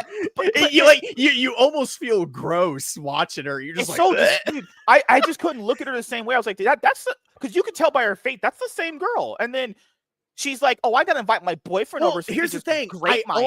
Here's the thing. I own the on DVD. I own the unrated version of Rob Zombie's Halloween 2. Like, when she dies in that movie, and he her just wanted to terrorize that. Hold on. So when she dies in that movie, and her father's like crying over her naked, bloody body, the movie has the fucking balls to cut to some B-roll of her as a kid with her dog, and it's her when she was the fucking age of the girl from Halloween 5, and I'm like, oh god, no! Why'd you remind me of that? Fun fact, so it was like a Jamie. No, that's her name, right? The girl from the 4 and 5. So her dad, dad in the Rob Zombie movies is the voice of Chucky. Yeah, it's crazy. Brad Dorff. Yeah. He actually had it. What's crazy is his actual acting was fine. He was actually good. He's a good actor. I mean, he's been in a bunch of other stuff. I was just sitting there going like, okay, so Michael just fucking beats the shit out of this bitch in one movie, comes back and just was like, okay, I'll just finish the job this time around. He actually plays that scene up really well in Halloween 2. Like, he actually looks like a father that just watched his daughter die in his arms. Well, it's not even that. and it's really fucking sad to watch. From the previous movie, she got fucking completely just almost murdered, and then Michael just comes back a few years later and just does awesome. And then finishes the job, pretty much. I think Halloween 2, you know how you have that like dream sequence where she's running? I think if the Rob Zombie's Halloween 2 was that dream sequence that Laurie's character is going through, that would have made it a better movie. No, I don't think there's anything. I don't think there's anything that could have made that movie a better movie. And here's the thing. No, sorry, I'll say it would have made it at least a better plot wise. Like it, but to be fair, that What would've just been plot? but it would have just been a retread of the original second one. That's the problem though. If she was in that hospital the same way as Lori, it'd be like so. The movie was bad. It was a bad movie. But I think if most of it really took place, movie. if most of it took place in that hospital, like Michael trying to get to her when she's like that beat up, that'd have been a little bit more interesting. Dude, when he kills Octavia Spencer, I'm like, no, don't do that to Octavia Spencer, but she's man. black. Come on. She was No, black. but she's Octavia Spencer. Come It was on. a dream anyway. It didn't even I happen. don't care. He killed her in a He was brutal, subverting your fucked up way. He was I was like, subverting your expectations. dude, Good Lord. Tyler Mane is a big motherfucker, man. That to me Holy was yeah. shit. Yeah, he's Like, oh huge. my That's God. the original Sabretooth. I know. Went from playing Sabretooth to Like, I'm Knife watching the Bitches. first Rob Zombie Halloween, and he goes from being that kid to this hulking behemoth of Okay, a man. when And I'm we, like, uh, I'm like, I was I'm like, wondering, I'm- it's like you I'm spent like, your what do you- entire life in this mental hospital? What are they feeding you? I'm like, kid? what are you putting in the food that made you like this? So whenever so next They year never showed the State Asylum gym where he's just pumping iron every day. his fucking biceps are like the size of my head. Paper mache mask on doing squats. He's doing fucking deadlifts and he's power cleaning and shit. Oh my God. So next year, when it comes around for Halloween, we got to do a movie project for Halloween, reviewing all the movies. We have to do it. But Do we have to? but the thing is, I do That means we disagree have with to watch them. Even the bad ones. it's yeah, you take the good with the bad when we do these things. I might have a dentist appointment that show. Oh my God. Yeah, I'm gonna take I'm gonna take a book out of the wisdom of Tiny and just go have a random dentist appointment. Oh, okay. Tiny's overrated, but nevertheless. You leave um, Tiny alone. But the thing is, You when broke people- her heart, you motherfucker. when people said that Rob was trying to humanize Michael, I'll be honest here. I don't think when I watched, because that was the criticism of the movie Yeah. the whole time. When I finally watched it, I didn't get that feeling at all. I didn't get that feeling at all. I never got that feeling from watching it. Here's the thing. My biggest the first one, it's a guilty pleasure. I don't hate it. It's definitely genuinely not a bad movie. it's not No. the greatest thing I've ever seen, but you know what? For what it is as a slasher film, it's okay. The only problem I have with that movie is that it's titled Halloween. The biggest problem with it is that the biggest problem with the movie is that Because yeah. when I'm watching it, other than the fact that the guy looks like Michael Myers and stalks people like Michael Myers, they could have switched that fucker out with anybody else. They could have called him Gary, the serial Gary. killer. oh no. And here's the thing, because it just, for like the first hour of the film, it does not feel like a Halloween movie. It feels like Rob Zombie fan fiction. And I'm not saying Rob Zombie's, a horrible fucking person or a bad director. He's made movies that I really like, but it felt too much like a Rob Zombie film as opposed to a Halloween movie. I think the problem with it is I was fine with what I was getting. It's the third act, because the third act is literally just a copy and paste of the original. It's actually just straight up almost a copy and paste. I know. Aside from that first hour, yeah, but I Yeah. remember watching it for the first time, and I heard the father character in the beginning go, "Why don't I crawl over there and snorkel all over them flappy ass tits?" I was like, okay, so this is the kind of movie I'm watching. like What movie did you think you were gonna watch? I don't know, fucking Halloween. That's not- You don't think white people are like that? I didn't want to watch that movie and go, oh, I'm watching The Devil's Rejects Part 3. Like, Halloween. Nate, it's not Princess Diaries. What the fuck? Oh no, remember the part he was like, I'm gonna skull fuck the shit out of you. It's like, oh my God. I'm Joe Grizzly, bitch. I will say the best part about that movie was when the best part about that movie was when He's I talking forgot about so- that part. He's talking so much shit, and Michael just leaves him in a pile of his own piss and shit on the I'm Joe fucking Grizzly, floor. bitch. I'm Joe Grizzly, bitch. He I kills the forgot about motherfucker, that. steals his fucking shit. I liked the first Halloween, but okay, if you look at the original Halloween and you're tasked with redoing it, there's not much you can really do with Halloween.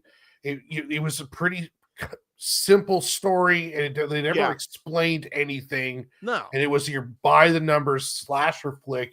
But Michael's always kind of like this weird clean slate, almost insert a slasher here kind of character, in my opinion. Yeah. And then when Rob Zombie did it, he tried to do it kind of like, well, if this was real, why would Michael be doing all this stuff? Well, he would be doing this because he had a fucked up childhood. Yeah. And then he has some kind of weird love for his sister where it's a brotherly love, but he still wants to kill her for some reason. And they don't really explain. I mean, she is a bit of a cunt in the beginning of that movie. She is 16. Good Well, Lord. the little baby, he seemed to be real protective of the baby, but then as he gets older, apparently he wants to kill her now. Once again, it goes back to what you were saying about, one of the biggest criticisms people had about it was it felt like they were just trying to humanize him too much. That's what I like. That's what I like about the original Halloween, because like you said, Warren,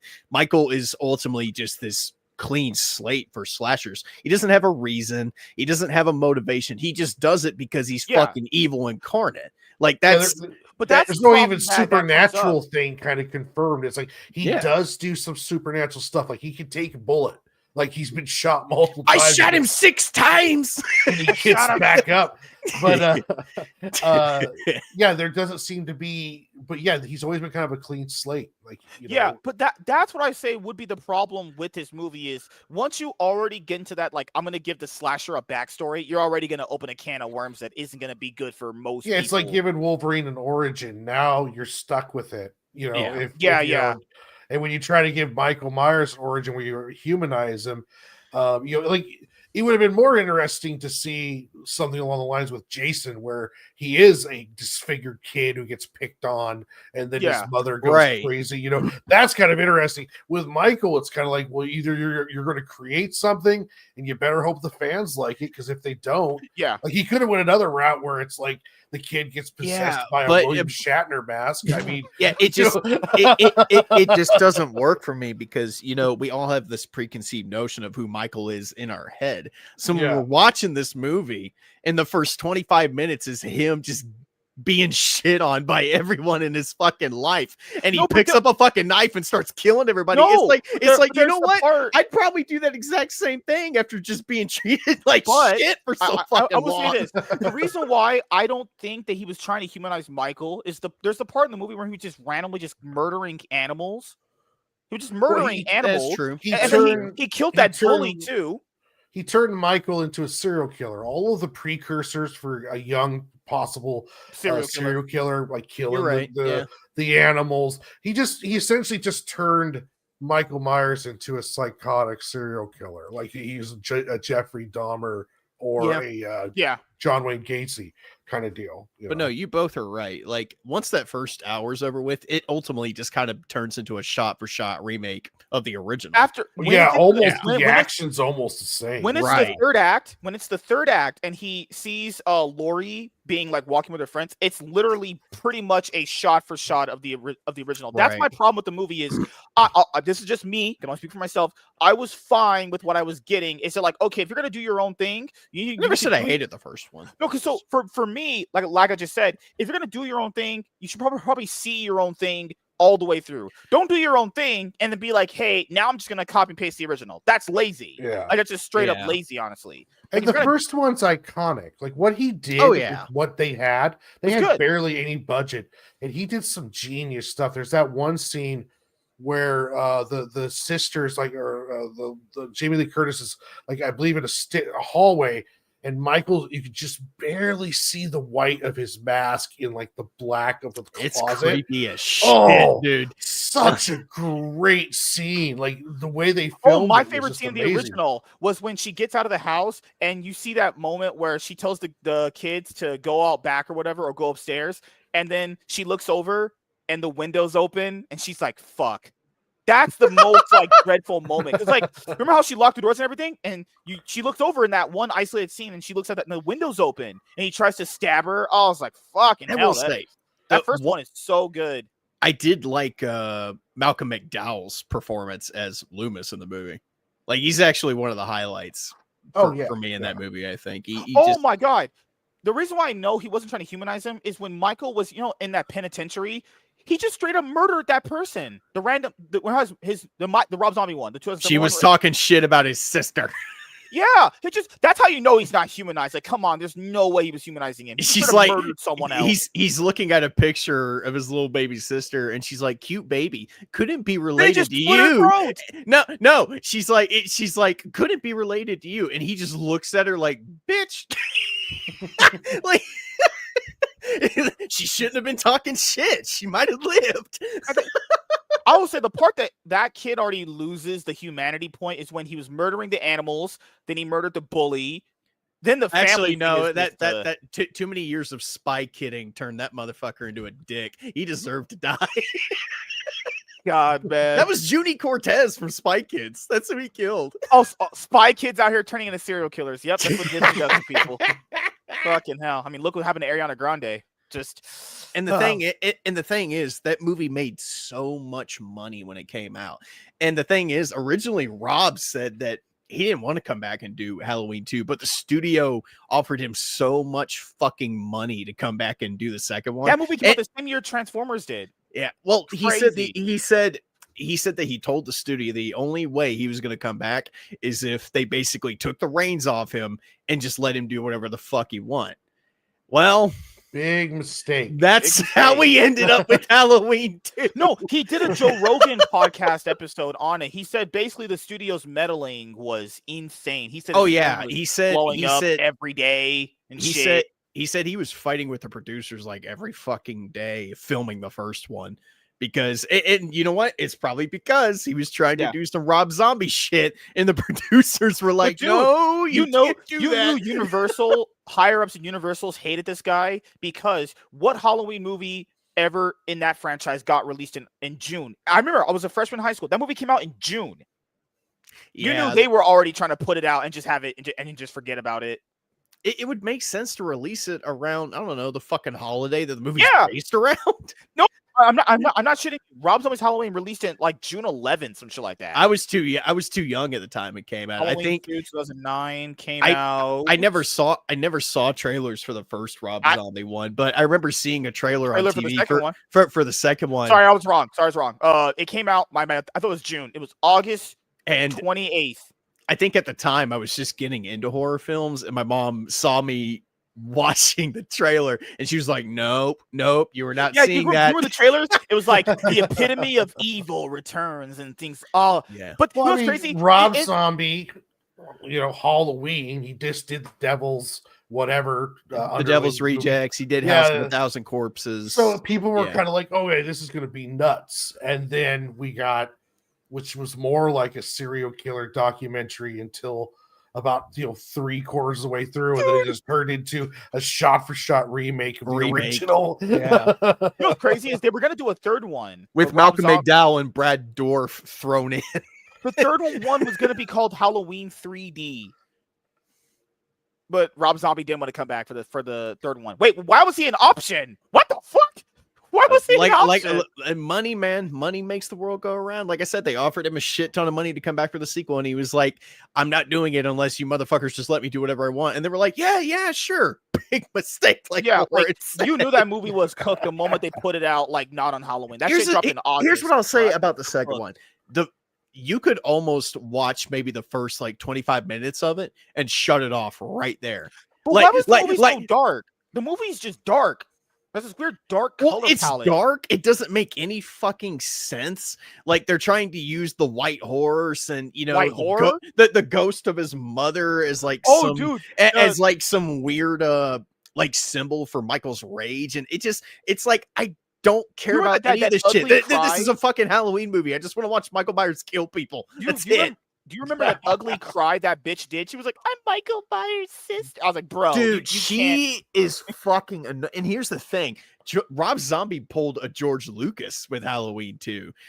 Apparently the unrated cut is the only cut that you can get of this movie. The original cut actually took out a lot of stuff and actually made Laurie's character in that movie actually a lot better than how she is in the unrated cut. In the unrated version, she's just an insufferable bitch the whole fucking way through. Like women in general. Like, no, like the scene you're talking about where she's like, oh, Michael Myers' fucking sister. It just like she's like that the whole fucking movie. She's angry, she's bitchy, she lashes out at everybody for no fucking reason. Like, there's a scene in the movie where Brad Dourif, and Jamie are just in the kitchen, like talking, and she just snaps on Jamie for no fucking reason other than the fact that, oh, every time I look at you, I think about that night because of those fucking scars on your face. It's like, bitch, fuck you. Like, he tried to kill me. Like, the one thing I didn't like about the first Rob Zombie Halloween movie, that random rape scene.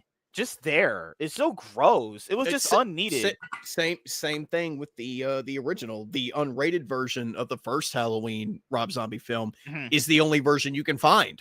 Like, in the original cut, that never happened. Like, in the original cut, weird, dude. In the original, I don't know. It's a weird scene. And the thing is, in the original cut, like, they take him to essentially a parole hearing, and when they're taking him back to his cell, he breaks free and just starts going on a fucking killing spree. I would believe that more than, these Rob Zombie hick-ass rednecks break into his cell and try to rape a chick in front of him, and he just kills all of them. Like, dude, literally. Weren't they trying to get him to rape her? No. They were just taunting him, and I guess he was like, "Well, you motherfuckers get out of my damn room," and just started killing everybody. Oh, Danny Trejo was in that movie, right? The first one. I was good to you, Mike. I was good to you. I hated that part. Oh, I felt so bad. And people want to say that he was humanizing sad. Michael. I felt bad for Danny Trejo. He's like, he's talking to him like he's a fucking kid. He's like, Mikey, what the hell are you doing out of your room? Yeah, that's how you know that. That's how you know he wasn't being humanized. Dude, there's no way. That character, Danny Trejo, nothing to him. Was just nice to him. I like Danny Trejo as an actor, but you already knew the moment you saw him like taking pity on this 6'6" hulking behemoth of a man who's killed all these people and wears a fucking mask, paper mache mask. You already knew from the beginning that he was gonna die. I almost was happy to see it because I didn't watch it. I was, because how dare you laugh at Danny Trejo's suffering? What the fuck? No, why? Okay, so I watched the unrated version. It was the first time I watched the movie. And I was like, don't turn Michael Myers into some kind of weird anti-hero. Like, he's taking out these. That's what it felt like. And then he killed Danny Trejo. Yeah. Like, oh, okay, no, he's a murdering monster. Okay, fine. That's fine because Danny Trejo's like a really cool dude, and like he was being nice to him. Because at first I was like, I don't want to see Michael turn into some kind of weird fucking because everybody up until Danny Trejo, it kind of felt like they had it coming. Yeah, like they had it coming. Like these disgusting rednecks are raping this poor chick, and they're messing with Michael's mask, and he's just annihilates. And he didn't mess with the psycho chick, and then he goes and beats Danny Trejo to death. And I was like, oh, thank God, he is a villain. I will say this. I do like the gore effect where he picks up one of the rapists and he smashes their fucking head against the wall so hard that you hear the crunch and you just see the blood but to be fair, that one you did deserve. I think everyone could enjoy him doing that. That was like, okay. But like he said, before the Danny Trejo death, it felt like everybody he was killing just had it coming. So, when you get to Danny Trejo, and he goes, Mikey, what are you doing out of your room? Dude, I'm gonna put these cuffs on you, Mikey. We're just gonna walk you back to your room, okay? And then he starts drowning him, and he throws a fucking TV on him. Was good. But that girl you mentioned earlier, when she like said this, his sister was cute. He murdered that chick for utterly no reason other Shouldn't have been talking shit about his baby sister. Fucking hell, man. we knew that Michael wasn't for Black Lives Matter because after that scene, he killed Danny Trejo. He kills that black trucker. Remember? That motherfucker had it coming too. He was talking way too much. It was shit. black. Michael's not for Black Lives Matter. We know that. He drops one of the greatest fucking lines in movie history right before it happens. He's like, buddy, I got a Taco Deluxe Supreme talking back at me. I'm gonna be a while. And then Michael keeps knocking on the stall door, and he's like, buddy, you got about 10 seconds to get out of here before I'm done dropping this load. Like, only guy, and keep in mind, Michael's this giant fucking dude, and this black guy is evenly fighting him. Like, he's actually evenly fighting him. For like no, he's not. Michael is slamming his ass. He tried, into the man. fucking stall wall. I mean, he throws a punch and he hits him, but other than that, he doesn't do shit to him. And they want us to believe that Laurie's that small can do better than that black guy. Dude, I need "I'm Joe Grizzly Bitch" on a t-shirt. Like, with the delivery of that line is so perfect. He's like, let me introduce myself. I'm Joe Grizzly Bitch. Just like, dude. Who is that guy? Is he like a well-known actor or something like that? Like, who is he? I think so. I think he was also been in. I want to say that guy was in a couple of other of Rob's movies. Yeah, Rob's movies as different characters. So, and I think he's been in other stuff too from like the 70s, but I'm not 100% sure. Walter just said, guys, Danny Trejo's character had cancer and he didn't know it. It was a mercy killing. That's. See, okay, there's the new story. Michael Myers is like a dog. He can smell you and tell if you have cancer. And if you have cancer, he just kills you. So that's why he was just going through killing all these. He's just mercy. That's why he kills half of the town. Everyone in Hatfield just has cancer. Well, yeah, it's from the Hatfield dog perfume factory. Upstream, pouring chemicals into the water. Oh my! You're putting chemicals in the water. You're turning the frogs gay. Like, Danny Trejo, you're turning gay. I got to put you out of here. All the Satanist pedophile socialist right now. Turn the frogs gay. God. Oh my god! Go. You pull off Michael's mask, and it's just guys. Danny Trejo's Alex Jones. It's just Alex Jones. Guys, Danny Trejo's character had cancer and he didn't know it. It was a mercy killing by Michael Myers. I swear.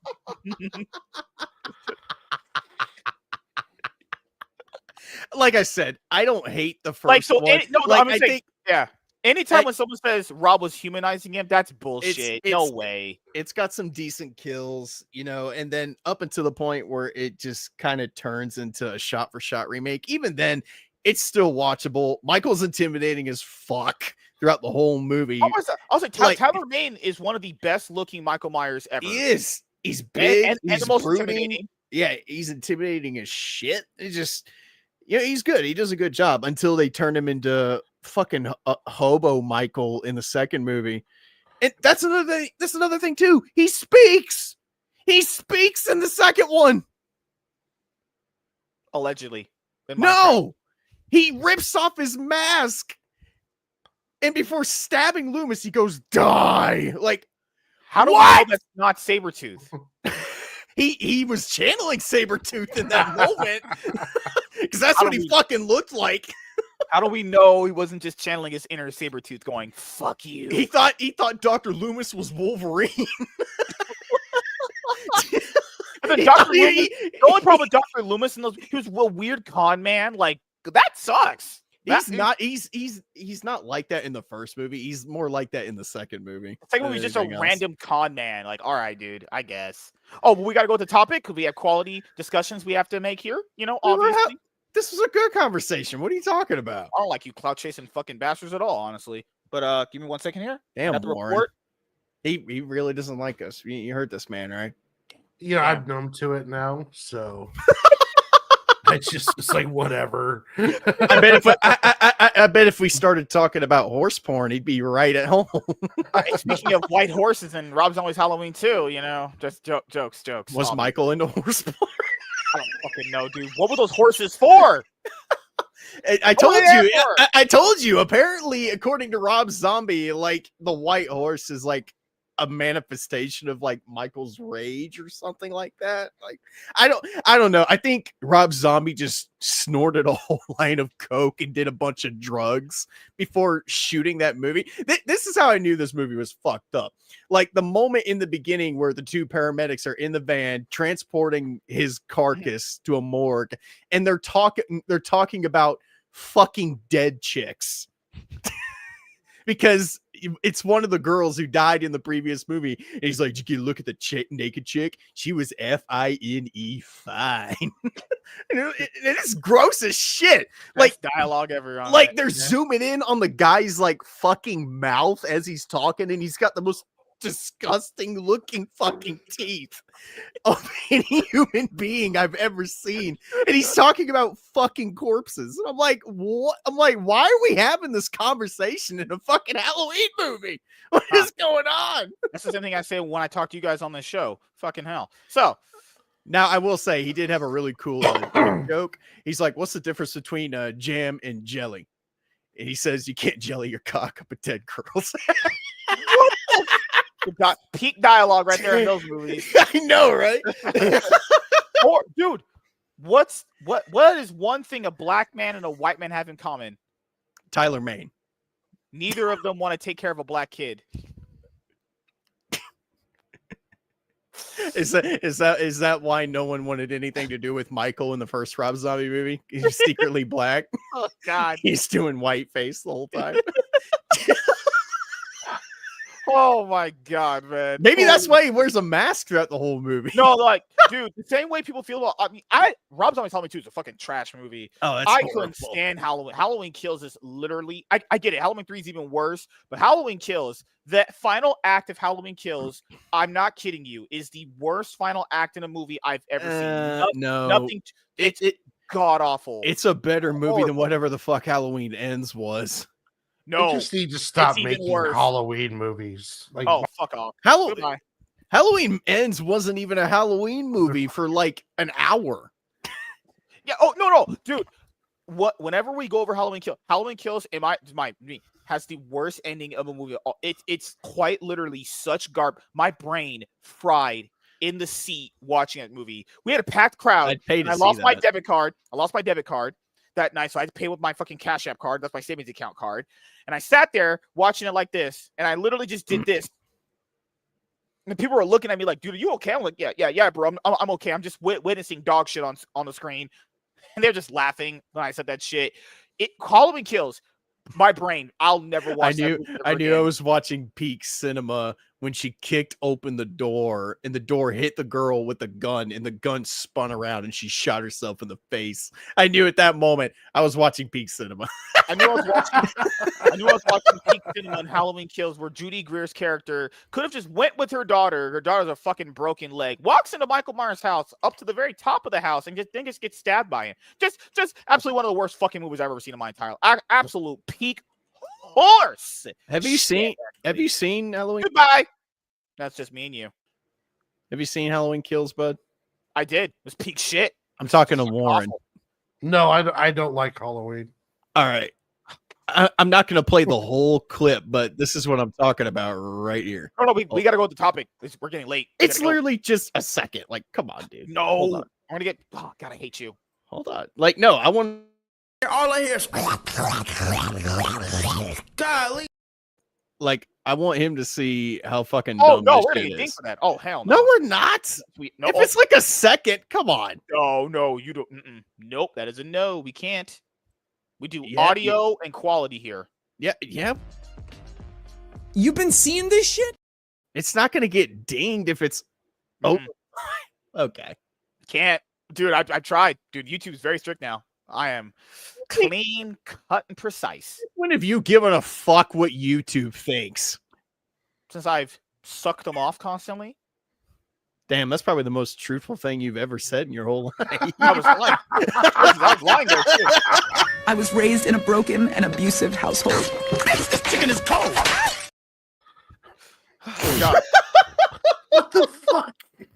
You've never seen the Boondocks, Lauren?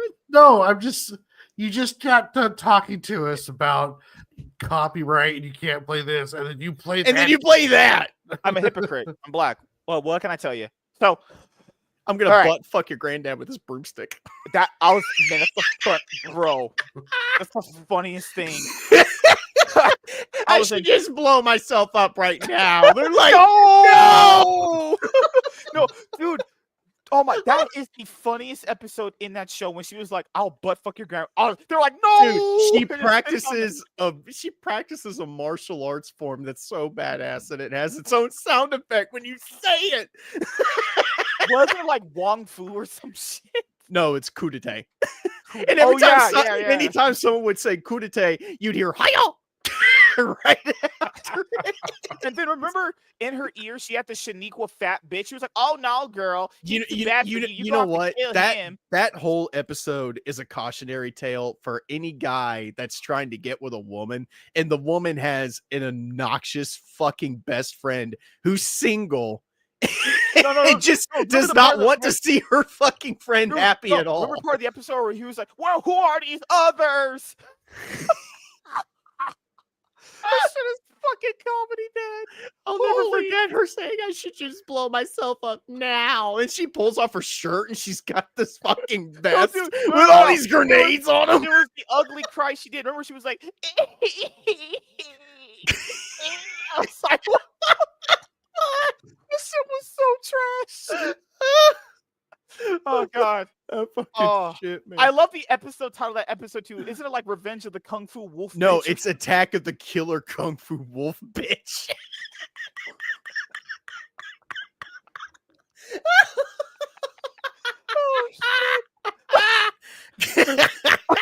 Warren, we're not making this up. That's real. This is real. It's quite literally peak comedy. I think it's the best episode in the entire show. That shit is so fucking funny. Better than first part of the episode. Remember when he's no, dude. Remember the first part of the episode? The granddad's trying to date fucking chicks, and the old lady appears. He's like, "Oh no!" He has like 3 separate women show up to his door, and they're all ugly as fuck. And he keeps looking at his phone and looking at them like. God, man. That's the best episode they ever did. That shit is peak comedy to this day. I just can't believe that every husband, she couldn't make chicken properly, so they just slapped her. I like the Chinese. I like the Chinese one. He's like, beat your chicken cold.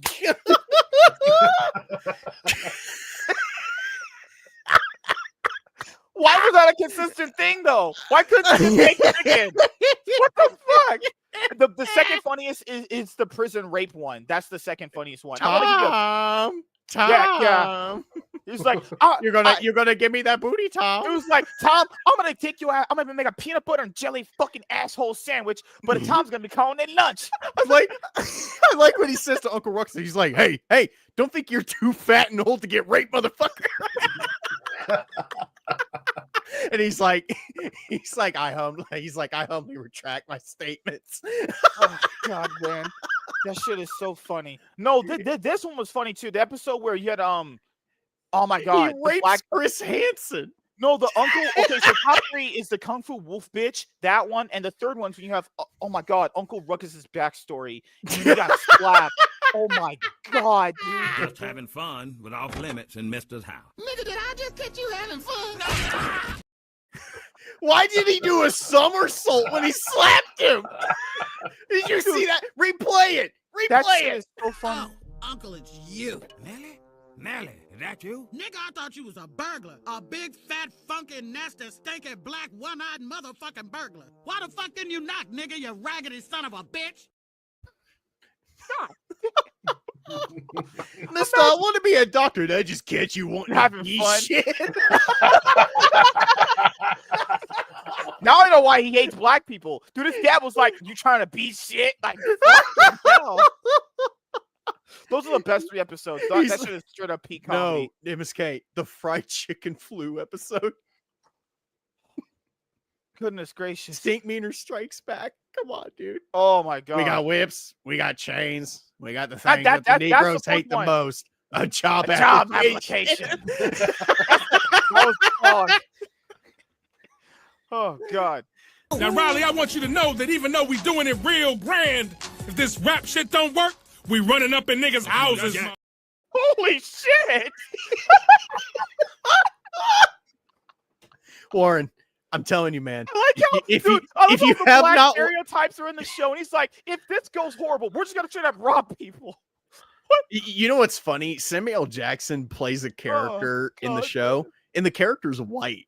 He plays the rich white kid, the Oh my older god. guy. Yeah. I've seen a couple of the seasons. I haven't Okay. seen all of them. No, dude, you need to watch the whole series. Maybe skip season 4 because season 4 is not that good. But the first 3 seasons of that show, dude, it is some of the funniest shit you'll ever watch in your entire That shit is life. so funny. I will say, God, some man. of those Boondocks episodes rival my- some of the greatest moments in like American Dad, Family Guy. Oh no, Like dude, it just, it's remember so the episode good. that Uncle Ruckus realized he was black? He was like, "Well, I'm black. I guess I gotta sell crack and rap or some shit." I like the episode. I like the episode where Granddad walks out front and his lawn is overgrown, so he calls Ruckus. He's like, "Ruckus, where are you at? It looks like a jungle over here." And Ruckus goes, "Well, Chim Chim, you and them vine swingers will be right at home." I'm like, no, he fucking did not just say that. Oh god, dude. Oh shit. But we're gonna have to get into the topic. It's getting a little bit late on the show, but we'll get Okay. through it. Oh god, fuck. Speaking of disgusting things in my life, I have to talk about my sex life on the videos actually. What? All right, let's have some fun here. All right, quality in 3, 2, 1. Settle. Hey everyone, I'm a black guy. I'm You're gonna joking. butt Okay, I'm fuck your joking. granddad with this broomstick. Okay, we're not doing that in the video. You can't butt fuck a person with a broomstick in a video. That's definitely not for YouTube standards because I'm a Christian man who gets on his knees for Christ every Sunday. Just that's what it is. You know, I'm Just- lying. But you said Just you like didn't- MSK's Sex Life, the Ninja Turtles last Ronin movie is no longer happening. God. All right, let's have a let's do it. movie starring MSK, The Last Sperm Cell. Why am I just getting randomly roasted here? What did I do? Just have sex with girls and be rich? Oh god. MSK, the incel story. A story of tragedy, love, and romance. Just cuts This to him summer, find out why his TV's still in a box. in 3D.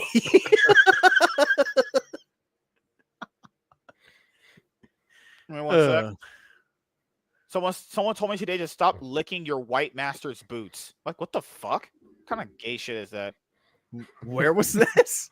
Oh, it's because people were calling people like pronouns. You care about pronouns, and then linked me a Wikipedia article on pronouns. I'm like, I'm not reading that shit. What the fuck? I'm not doing that gay shit. All right, we gotta get the video though. Hey everyone, I am MSK, aka Master Swag King, coming at you guys today with another video. And if you guys are black or gay, woo, can't do that in the video. Restart. Actually, you Strike should. 2. Strike 1. Okay. All right, strike Juan. 1. Juan. All right, okay. All right, let's get serious and hard and good and make it gooey. Okay, now I'm just being Okay, stop being disgusting. All right. Hey everyone, I am MSK, aka Master Swag King, coming at you guys today with another video. And if you guys are returning viewers or new viewers, then please consider subscribing to the channel if you have not already. Leave a like on this video if you enjoyed it and comment down below. Also, make sure you guys hit the notification bell. That way you guys can get notified on whenever I upload a brand new video or go live. And in today's video, we are going to be talking about the Teenage Mutant Ninja Turtles, the last Ronin movie, is no longer happening. So Teenage Mutant Ninja Turtles is a franchise consisting of, comic books, video games, live action movies, animated TV shows as well. Teenage Mutant Ninja Turtles, I for me have watched the one that used to come on Cartoon Network, and it was on like 4Kids too. That was my Teenage Mutant Ninja Turtles that I grew up with, obviously, and it was the one where I even bought toys for as a kid. That was my Teenage Mutant Ninja Turtles, actually. It was like the one where Leonardo killed like Shredder in one of the seasons or some shit. I never got a chance to actually finish it, but I did overall enjoy it a lot. The whole intro was like, watch out for Shredder. Oh, it was so cool. It was fun, obviously. And then, there's been a lot of TMNT content throughout the years, actually.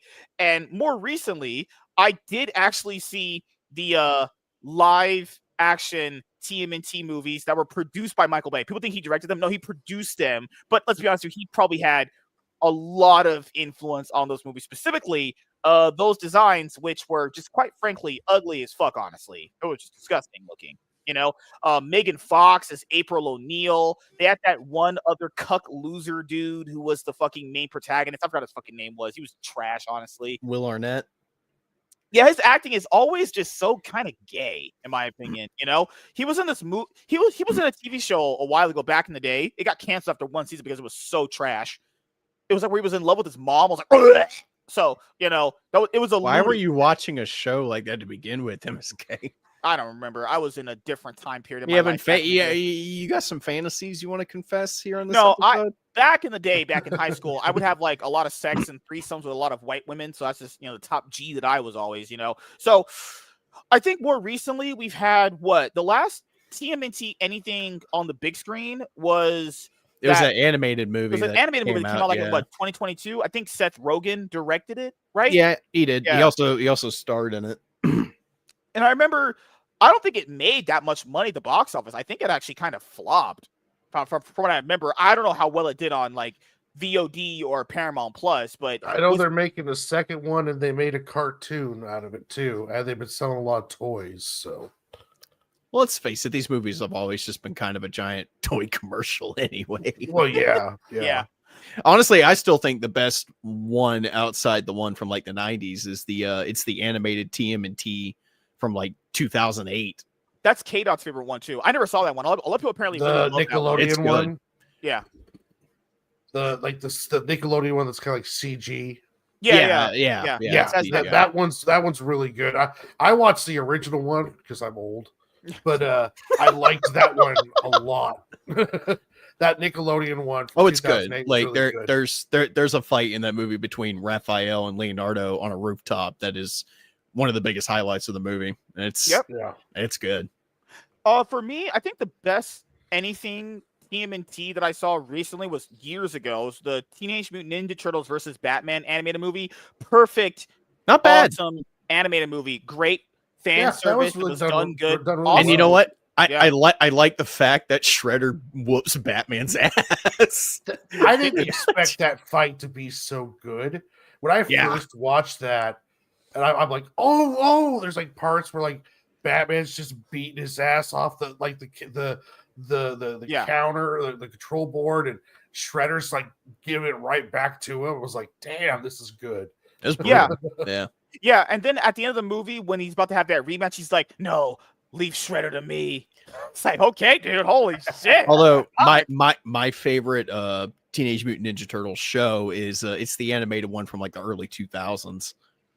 That was mine. That was what I grew up with too. Yeah. But that's where Shredder's like an alien in a mech suit. Yeah, like I don't know what they were going with that. Yeah, to me, it's like they wanted to do Krang, but for whatever reason, just didn't do Krang.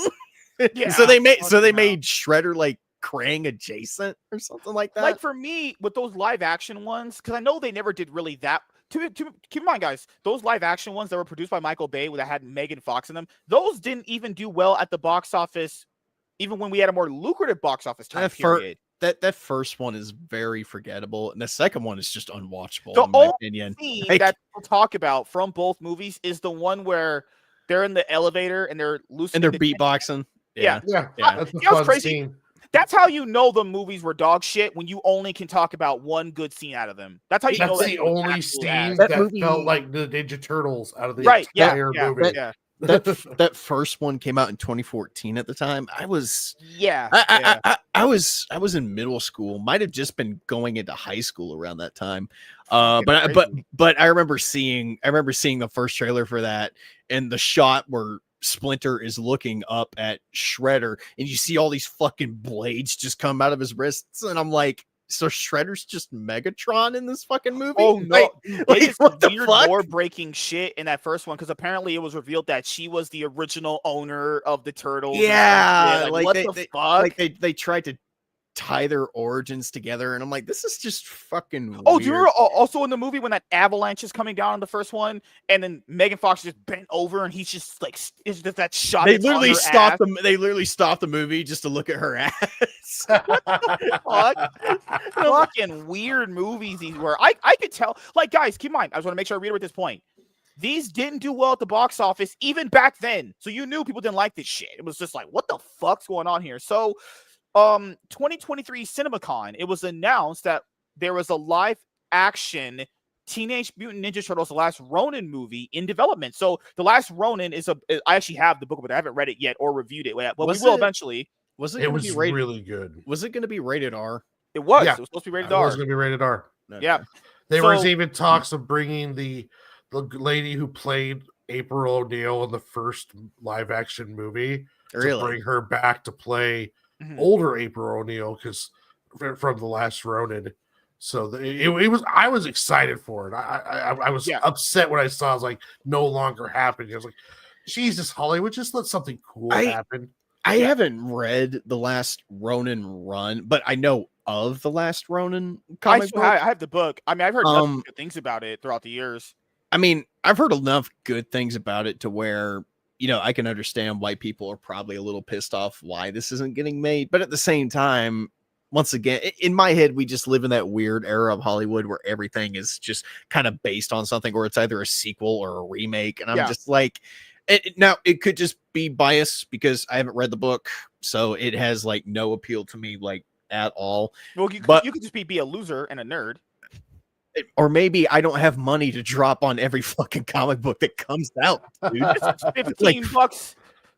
It doesn't matter. Sorry. I have to pay for gas and groceries, motherfucker. I forgot. Yeah, you're not black. So, you know. But I'm just saying. You can actually go into a store and, you know, buy Captain Crunch, unlike Section 8 Warriors, actually. I'm actually a smart guy, and I don't pay $15 for a 10-page comic book. I wait several months for multiple of these comics to come out in a volume, and I just pay $15 for that. Why you gotta shit on Warren like that? So, what I was gonna bring up is I'm not shitting on you, Warren. Don't listen. Oh to that no, loser. he shits on me all the time. I don't. Oh think my about god! that with you, Nate. So when this movie was announced at CinemaCon, what's really crazy is these announcements will happen with certain movies or TV shows or, you know, video games, and it's kind of like the Wonder Woman DC video game. Once you don't hear about it enough, you kind of go, that's probably canceled. And that obviously, you know, it was canceled. Yeah. So once because to be honest here, when I saw this announcement and I made sure I bookmarked the discussing film tweet, which linked the article, I was like, yeah, we didn't hear nothing about this since the announcement. It probably got canceled. And keep in mind, The Last Ronin, TMNT graphic novel, as they call it, or, you know, trade paperback hardcover volume, has been arguably one of the top selling collected editions for a long time. It's still there. I imagine you go right now, it's still there on the ICV2, you know, charts actually. So I don't know what Paramount wants to do with the TMNT franchise. I heard just from before we're going to go over the article, they kind of want to make it like their Sonic franchise, which has been very, you know, successful for them actually. Yeah, they brought the Sonic writers in, or they're talking about it. I read an article today because this article comes out the same time as The Last Ronin gets talked about axing. So I'm thinking Paramount only wants to be working on one live action film right now, and a rated R Last Ronin project is risky to them because they want as wide an audience as possible, especially with the success of Sonic the Hedgehog. So it's so weird because some of the highest grossing movies, some are rated R. It's like, it's weird how like people will like clamor for more Deadpool rated R movies, but then say that other things are too big of a risk. It's understandable because it's not, because I think the average person is so fucking dumb.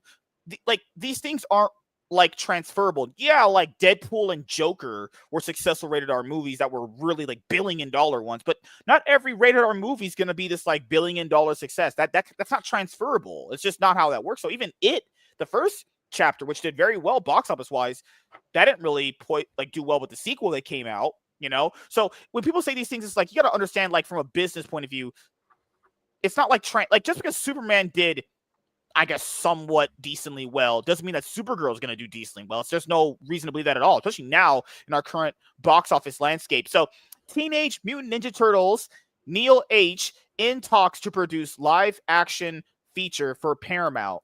The producer behind the studio's hit Sonic the Hedgehog franchise will take a 4-quadrant approach to the heroes in half shell. To the heroes in a half shell. It's like their tagline. Have you ever seen Turtles? I'm starting to wonder. Oh, God. So, let's see. Cowabunga, dudes. It looks like the Teenage Mutant Ninja Turtles have a brand new sensei. Neil H., the veteran producer behind the Fast and the Furious franchise, is in negotiations to take on the job of restarting TMNT as a live-action film franchise for Paramount Pictures. Toby Asher, who works with Mortiz at their original films banner, will also act as producer. I mean, those latest Fast and Furious movies are Number 10 is a movie that exists. It's certainly a movie of all time. I'll say truly that. Cinema, you know? MSK, the dam scene. Oh, God. Fucking hell. Although I will say, drunk douchebag Jason Momoa is my spirit animal. I will just say, you know, he did have fun. He say did. that. He did. Momoa had fun making that movie. I will just say, like the recent Fast and Furious movies being on someone's resume is not a good flag. That's a red flag, actually. Just saying that, you know. The move occurs as the Skydance-owned studio is taking a magnifying glass to its slate and existing IP, as opposed to some other titles, namely Transformers or G.I. Joe. Yeah, because you fucking...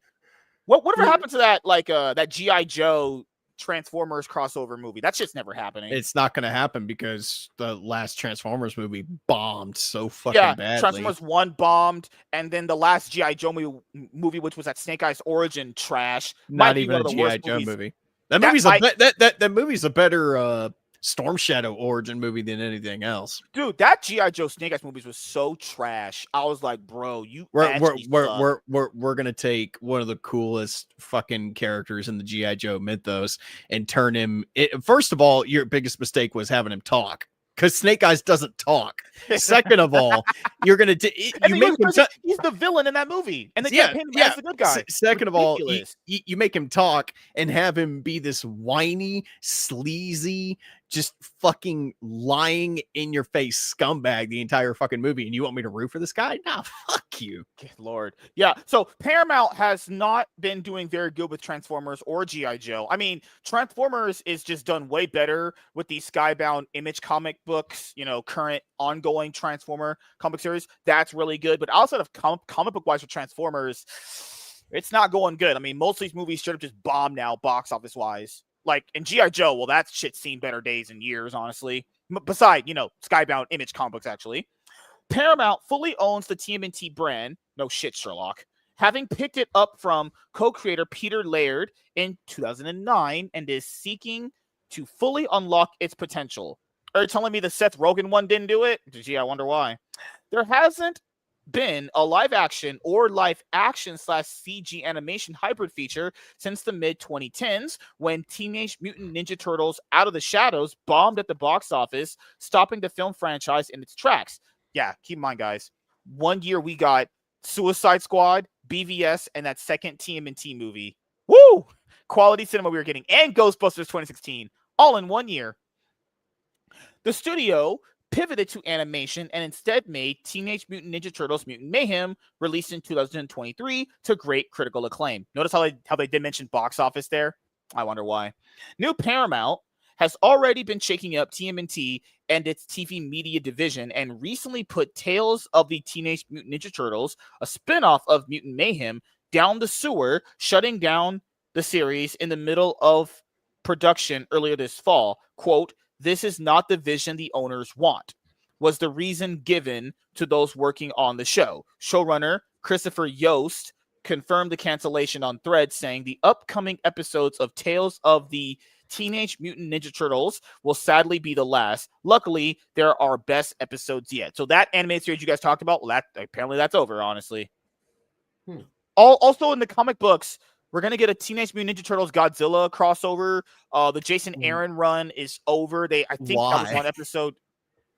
Yeah, issue number 12. What he's finished, and they have a Shredder ongoing series right now and a Casey ongoing series right now going.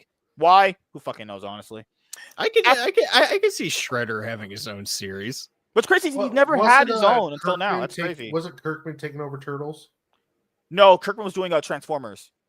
Oh, that's right. Yeah. That's fucking crazy. Robert Kirkman doing Transformers. That's awesome. The Daniel Warren Johnson run was amazing. At the same time, The Last Ronin, another TMNT live action / CG animation hybrid project that was in development, has been put black in the pizza box, according to sources. That project was being developed as an R-rated feature and had nobody filmmaker, I'm not pronouncing that, in talks to direct, but the new regime wasn't keen on having the first non-animated movie in 10 years be a bloody, adult-skewing story. One insider says the studio wants to leave the door open to possibly revisit it down the road. I mean, Warren, you read it. Do you agree with that approach? Yeah, I can see that. If they want to launch out and get the full potential of the Turtles, do a real live action and then worry about Last Ronin later and then do it right. Are you saying that Last Ronin would kind of make a bad first impression for getting a newer audience? Well, you're not going to get the kids. It's going to be rated R. It's going to be rated R. And, kids don't want to have their first impression of the Turtles as 3 of them being slaughtered by Foot Clan members and every one of the Turtle family dying slowly, so yeah, it's for the, I can see why they're doing that. I'm surprised they put a kibosh on the Seth Rogen stuff, the TV series, which was based off the Seth Rogen Turtles, but they're trying to redo everything. So the sequel to Mutant Mayhem, being produced by Seth Rogen and Evan Goldberg and directed by Jeff Rowe, is still set for September 17th, 2027 release. Multiple sources say Paramount wants to Sonicify the TMNT franchise. Sonic the Hedgehog is a 3-movie and continuing hit franchise for Paramount that is based on the popular Sega video game. The movies are live action / hybrids and play very well to the all ages 4-quadrant crowd and have become a $1 billion plus franchise for the studio. And they happen to be produced by Mortis. So, I mean, if the same guy takes the same approach with TMNT as the Sonic the Hedgehog franchise, you could have some potential there. But that depends. Just because you can do it with Sonic does not mean that translates over very well with TMNT. It just depends on what style you want to actually use for the movies, right? I mean, we'll see how that goes. To me, it's kind of, if I want to put a cherry on this, like put a good spin on it, hell yeah, is that the Sonic movies really respect the lore and the character. Right, yeah. And so that means like even old fans to young fans can watch it. If we get that with the Turtles, where they're like, yeah, this is going to make you feel like this is your Turtles, but we're, it's still going to be somewhat, kids oriented, but we're going to give it the respect and action along those lines. I'm down. I'll watch it. Just, the Seth Rogen one was fun, but the designs were really weird. But I think a good live action Turtle, if they do it right, not that Michael Bay bullshit. We don't I know there was a different guy directing them. He wasn't directing, but we know that Michael Bay was the secret director of those movies. Well, he was a producer tell that was making decisions. Like, yeah, fucking hell, dude. Also, if you're gonna take the Sonic the Hedgehog approach, then you have to make the Turtles look something that is cartoonish and fun for kids to look at too. Like those live action ones previously were just ugly and disgusting, and you couldn't. Well, they need to model them after the ones from 1980. 80s. Yeah. That's the one where they had a team up with the Power Rangers in space. If you model them and make them look like CGI like that, that could come off very good. They'll obviously clean up the look of them, because make a little bit more modernized. I'm not saying bad modernized, like make them look a Well, little and bit make more them up to short date. again. They Yeah. need to be 5'1" Yeah, around that area. The big problem with the bay turtles was that they were he huge, made them disgusting. well. He made them gigantic. Like at one point, they like kicked a Connex box into a bad guy, and it's like, well, now you've just eliminated all the Foot Clans as being effective, and you've got to put Shredder into some kind of Ginzu nice mech suit in order to him just to be able to realistically fight the turtles. No, the turtles make them smaller so that way when they fight 100 Foot Clan members, it looks interesting and looks it looks good. And then Shredder's a threat then, Yeah. Also, if you want TMNT to have the same success that Sonic the Hedgehog has, the movies have to have this element of fun and joy when you watch them. And I know that could be said for every movie, obviously, but when you watch the Sonic movies, you genuinely enjoy watching. It's just a really fun, good time. Story's pretty good overall. The acting is fun.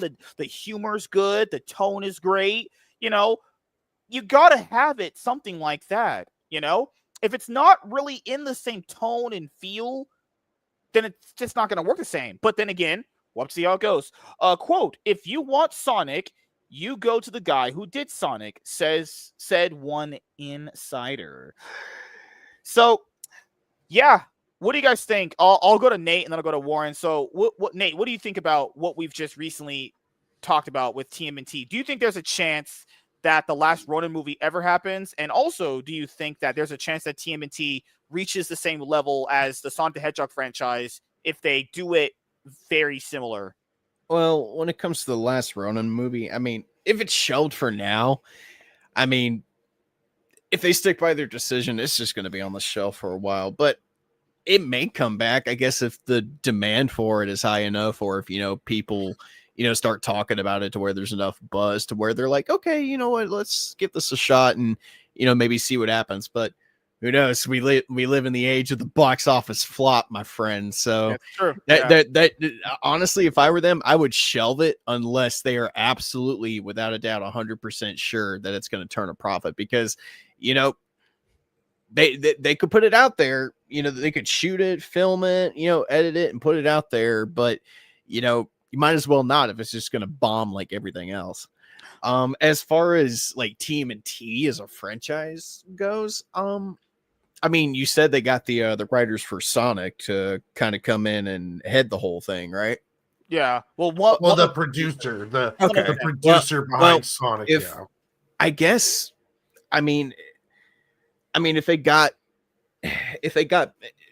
what makes the Sonic movies work is just the love for the source material. If they can somehow take what they've done with Sonic and apply it to TMNT, sure, I think they could turn a profit and make a pretty profitable, franchise, out of the TMNT movies. But you also kind of need a plan. Like, don't put all your eggs in one basket or into one movie and, throw a bunch of characters at the screen without a bunch of buildup. Maybe take like a movie or two to like build up the reveal of the Shredder or, Krang or something like that. Build, have a plan, build your universe with steady steps. And, at the end of the day, just tell a story that everybody can enjoy and that everybody can get behind. Don't fill it with a bunch of this political correctiveness bullshit that's infected every piece of media. Pronouns. Holy crap. Yeah, don't give them pronouns. Don't have them, make messages about the trans people or the gay people. I mean, okay, I'll give them 8 out of 10 if they do that. Just have it all come naturally, man. Yep. But like I said, mainly just tell a good story and people will show up. That's all you got to do. Boo! So, Warren, what do you think? Last Ronin, and do you think the franchise could go the Sonic the Hedgehog route potentially? I'll just mirror what Nate said. Is if they show the love for the source material, Turtles has potential to be $1 billion franchise. It has the staying power, the characters, generational. Every generation can have their own version of the Turtles, and every generation's version of the Turtles works in its own way. So I think it's smart, especially because what's great about Sonic is if you love the source material, then the 50-year-olds watching it are having as much fun as the 10-year-olds that are watching it, and that's where you start getting the big bucks. Is when the parents don't care, like want to take their kids to go see it, and that's the kind of thing you can do with the Turtles. I would go really back to the original live action movie, and I would also really pay attention to the Nickelodeon CG series that ran for like 6 seasons. That one was just great. It balanced the Turtles with the kids, but yet at the same time, older guys like me could enjoy it because it really paid attention to the lore. I would go, Shredder, Bebop, Rocksteady, Baxter Stockman. Maybe I wouldn't go any more than that for the first movie as for villains.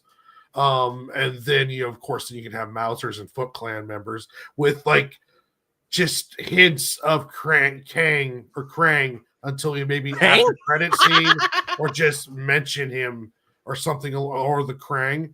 The plus two, but you have so many other people to play with. Leatherhead, just the Mouse King. I mean, there's just so many people out there that you could use in that. So yeah, I'll be optimistic. The Sonic stuff is great. So hopefully they can do something decent with the Turtles, as long as they keep all that bullshit out of it and don't the message. The message.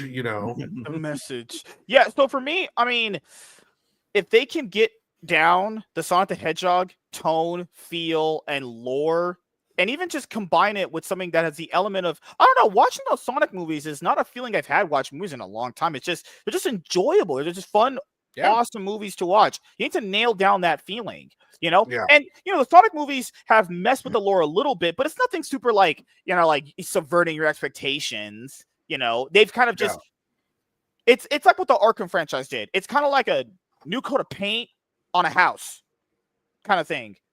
It takes a different approach, but it's a fun approach that still reels you in, but doesn't like sit on you either. That's it can be different, but feels familiar at the same time. Yeah. And that's what they need to do for TMNT. Like, you can't do that Michael Bay shit. I don't care if he's not the director. He fucking directed those movies. I know you did, you fucking bastard.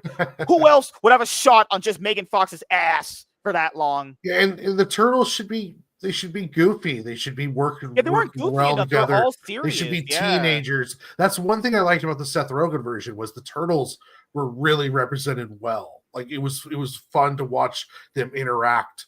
And they used like real kids, teenagers of the appropriate age to play them too. So I mean, maybe not as much as that, but just having that in there where we need to be having some laughs too. Bebop and Rocksteady would be great to add in there, but do it right, not make them look right and make them goofy and have fun with it. Do you remember when they crossed over the CW4 Kids version with the other one, the Morning Adventures one? Oh god, both of those. If you take that approach with both of them, and those approaches work with two different generations of people, then it can work for the movies. You just have to have with this kind of thing for the Sonic the Hedgehog franchise. They have literally, as I would say, the right people, and that's always a meme. They actually have the right people working on it to make those movies work.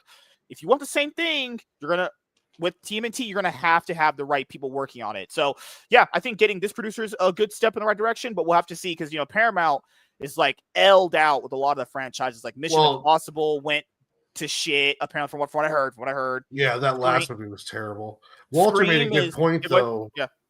Is Sonic doesn't have nearly as much lore as the Turtles, so that's a lot more to handle lore wise with what you're messing with than what the Ninja Turtles does. So I didn't mean to cut you off, but it's a good point that could be what derails it, is the fact they just have so much lore to work with. But even when the Sonic movies like detailed lore stuff, it's like dialogue that's fun and interesting to look at, even CG wise, and it's just fun. Like the element of fun in those movies is so good. And that's probably because they have Jim Carrey in it too.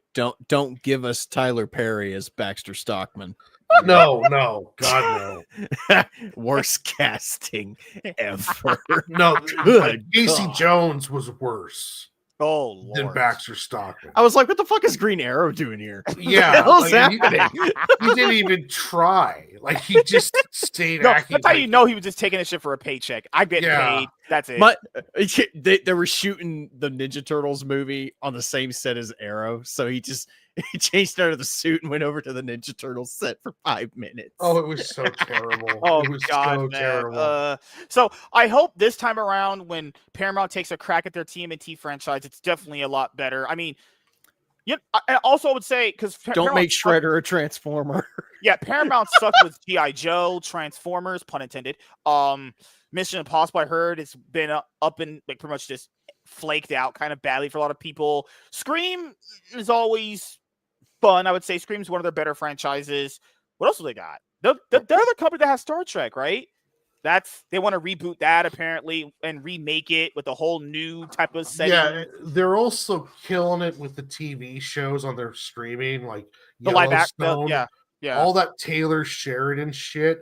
It's just people go nuts over it. So I don't know how much view wise that helps them, but you see a lot of their merch around, people with the Yellowstone shirts and sweatshirts and all that kind of stuff. So they have A Quiet Place too. They have Top Gun. They have Jack Reacher, Godfather, Gladiator, Titanic.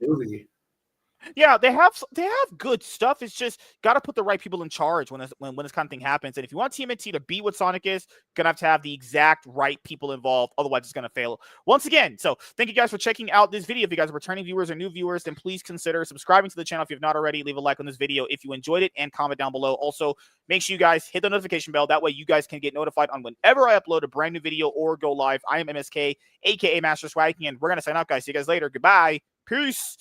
And we're going to wrap it up here in a little bit because I have to go to bed. So, we'll start with someone. Yes, what do you need, you fucking bastard? We need Get to out check of here, in. Mel. Good Lord.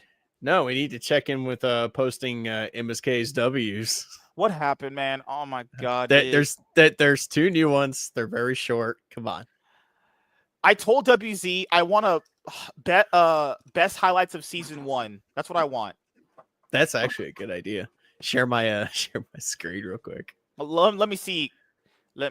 Oh my God. All right. So the 2 we're going to watch, he can't read and MSK cannot see the clowns. I don't know the context of that, but I don't know. Von Coleman is there. So that would be interesting. Let's check this one out. Combined with positive word of mouth, this could see Thunderbolt's experience. Combined with positive word of mouth, this could see Thunderbolts experience a metric. What? A metric. Don't do it to me. I beg you. A metric rise in the coming weeks, actually. You know? Really? A metric rise? a meteoric? The metric I don't rise? know.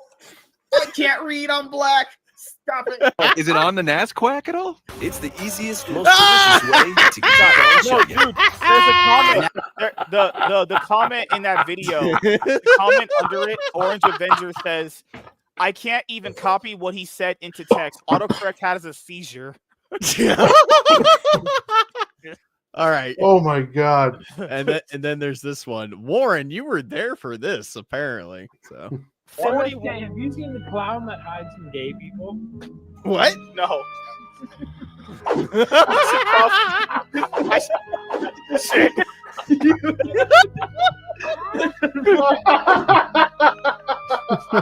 you not get the joke? Oh, you guys are assholes. You're gay. I'm not gay. I had That's why sex. he's hiding from you. Jokes work like this. I can figure the joke. I already figured the joke out, and I can laugh about it a few days later on after this.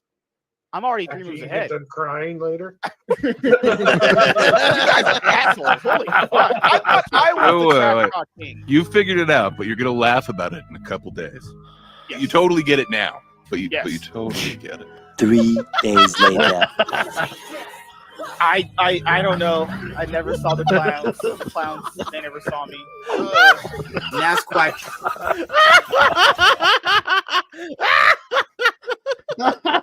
Wow.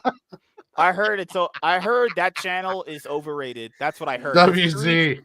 The streets told me. The streets told me. I need to hire WZ to do. We need a highlight of the MSK show. The best. You know how like League of Legends does like the best moments and memories. We need the highlights of season 1. I need WZ to go through my Curse of Strahd campaign and just compile The some show of the is tiny. No. WZ is the He's got some of the best moments on Curse of Strahd, though. Come on. Good lord. You should have been there when she killed the priest out of anger. Fuck. Good lord. I mean, he was feeding children Isn't she a to Jew? He was feeding children to vampires, so Oh righteous my God. fury, I guess. Yeah, dude, that IMDb page, they don't really update that shit anymore. The last episode they updated was the most recent one was 353. We are on 360 now. That shit is just not getting updated anymore.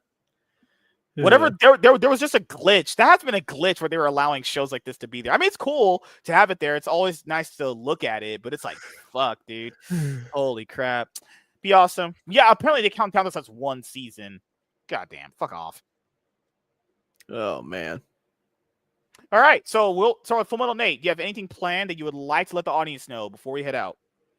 Yeah, like I mentioned earlier, we have Curse of Strahd episode 24 that is going live this Sunday at 6 p.m. EST, so come check us out. The party is currently locked in combat with a group of hags that may or may not be turning kids into pies.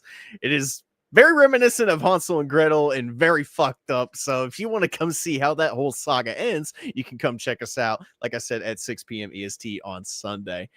You can follow me at Full Metal Nate on YouTube, X, and Rumble. I'm also working on a secondary D&D show where I take newcomers and basically help them make characters, and then we put them through a session. And at the end, they tell me whether or not they'd play this game ever again or not. I know it's not for everybody. Think about it, MSK. Dildo Swaggins. You should do it. And then, of course, you can find me on the weekly Rogues Gallery with Iron Oxide. You can find me on Touch Grass with Theo Snodgrass on Saturdays. And on occasion, you can find me on the Insert Title Here podcast with Drunken Emerald Arrow. And one more thing. I have decided, starting in 2026 in January, I'm going to be rebranding the Unbiased Movie Nerd channel to the Full Metal Critic YouTube channel, as I'm going to be going back to the movies and I'm going to be going back into reviewing movies. It's nice. It's going to be, I'm really looking forward to it. I've already got the slate for January. I already got the slate for January set up. I'm really looking forward to getting back into that. But first, I need to get rid of this mop on my fucking head. It's ugly as shit. You're disgusting. That is all for me. Yep. Warren. Hold on. Walter, what type of pie? Dream pies. Just come watch the episode. No, you're into cream pies. You're into guys cream pieing in you. Yeah, they're dreamy cream pies, man. All right. Fuck, that's going to be an L on that W's channel. Good lord. What the hell did you just say? But I thought those were your favorites, MSK. Oh, I love them. All right, Warren. What do you got coming up? Fuck. Pun intended. Yeah, dude. Tomorrow at anything 8 tomorrow at 8 p.m. Pacific Standard Time, I will be live drawing some fan art on my drawing table over here. Then on Monday, I will be doing another gaming stream. I skipped this last one because I was working on lettering issue 4 of my comic book series, but I will be back Monday where I'll be streaming through my PS5 onto my YouTube channel, more Batman Arkham City. And then Tuesday will be some more artwork. And then Wednesday, you will find me here on MSK Show. Thursday, more game streaming. And then Friday, back to here after I go do the much more fun show, The Last Panel. But no, you guys catch me on here, catch me on my YouTube, Lunchbox at Lunchbox Comics. Also, if you check me on social media as Lunchbox Warren, and you should be able to find me. All right. let's see. What I have coming up is tomorrow I'm going to do an episode of the MSK show with Labs Comic Fan. I'm pretty sure we're going to be reviewing Aliens versus Avengers issue 4. So it'll be the first comic book series that we complete on the channel, actually. I know that I've been really lagging behind on releasing videos for both this channel and the comic book one. Don't worry. I will be, getting back to doing that very, very soon. But coming up this week, since it's going to be Thanksgiving week and it's going to be very, very busy at my job, I have to work this Sunday. So the following Sunday, which will be the 30th of November, hopefully I don't work that week going into my birthday week. So I'm just going to do an episode of the MSK show tomorrow with Lapsed, and that's pretty much it. Sunday, when I get off work, I'm just going to stream like Master Duel. That's pretty much it. That's all I really want to do. Fucking virgin. What the hell? Fucking hell. Only Chads play Yu-Gi-Oh. Well, only Chads play Yu-Gi-Oh. Nerds play D&D and Arkham series. Good Lord. Fucking hell. Shit. I want you to think about that real long and hard. Long and hard. That's gay. I don't want anything long and hard. You can think about you can think about the dream cream pies as well, bud. You're welcome. I don't think about cream pies. I'm not a FAG. So no, you think about horse cock. I don't know. He doesn't really vibe very well with the people that I talk to. So he just doesn't really fit in very well. So that's just what it is. He's better off just being in the chat, honestly. So he has the problem with fitting in. He's like, I don't really fit in with these people. I was like, I don't really fit in with these people either, honestly. But it is what it is at the end of the day. So that's pretty much it. I mean, yeah, so tomorrow, Saturday, MSK show episode. Sunday, Yu-Gi-Oh! Master Duel or League stream. Doesn't really matter if I get off work. Monday, I'm off, and I'm still kind of scheduling what time I'm going to have the one-on-one with that one person. And then we have the MSK show Monday as well. I'm pretty sure I'm streaming Yu-Gi-Oh! Master Duel that day, too. And yeah, gotta just let the schedule unfold for the rest of the week because I have to really see what I'm gonna be doing this week coming up because it's Thanksgiving week and everyone's gonna be really, really busy. So yeah, I don't know if we're gonna stream Thursday. That really just depends on if Chaz wants to do anything with me. Not homo though. I'll probably just game stream because I have Thursday off. I haven't had Thanksgiving off in years, so I don't even know what to fucking do, honestly. Waking up with not Thanksgiving working is crazy work for me. So wake me up. I can't wake up. Wake me up inside. God. Wake me up. Live. Okay, I can't. I'm Joe Grizzly, bitch. But no, it's been awesome having Nate come on the shows now on Friday. Oh, before we go, very last thing, really quick, is I'm going to be making a little bit of change to the show. So no one did anything wrong. So make sure I point it out here. But what's going to happen is we're going to do shows that are going to be panelized basically like this, 3-4 people max, right? So Monday, obviously coming up, is going to be me, Bob, and Gray. Obviously, Tuesday's me and Chaz, obviously. Then Wednesday would be me, Warren, and Kingstyle, right? That's it. And then Friday, obviously, is me, Nate, and Warren, right? So I kind of want to, keep it like, no, the shows weren't bad. I like the shows we had. They're great. They're awesome. But I like the smaller panels like we have right here. We could get the most out of everyone. It's just the most fun, obviously, But I don't know how long Warren's going to keep coming on the show. So if Warren ever, gets too busy with work and he can't come on, then it would just be me, Kingstyle, and Warren. God, too many fucking Warrens are on here, man. But it's fine, Bring Chaz on too. Oh, no, God. Chaz, yeah, James only gets along with K-Dot and Chaz. That's it. He doesn't want to get along with a lot of other people. It's just he's just an odd white guy. But he's our odd white guy. He's my sugar dad for a reason. So, yeah, thank you guys for checking out this episode of the MSK Show. Have a great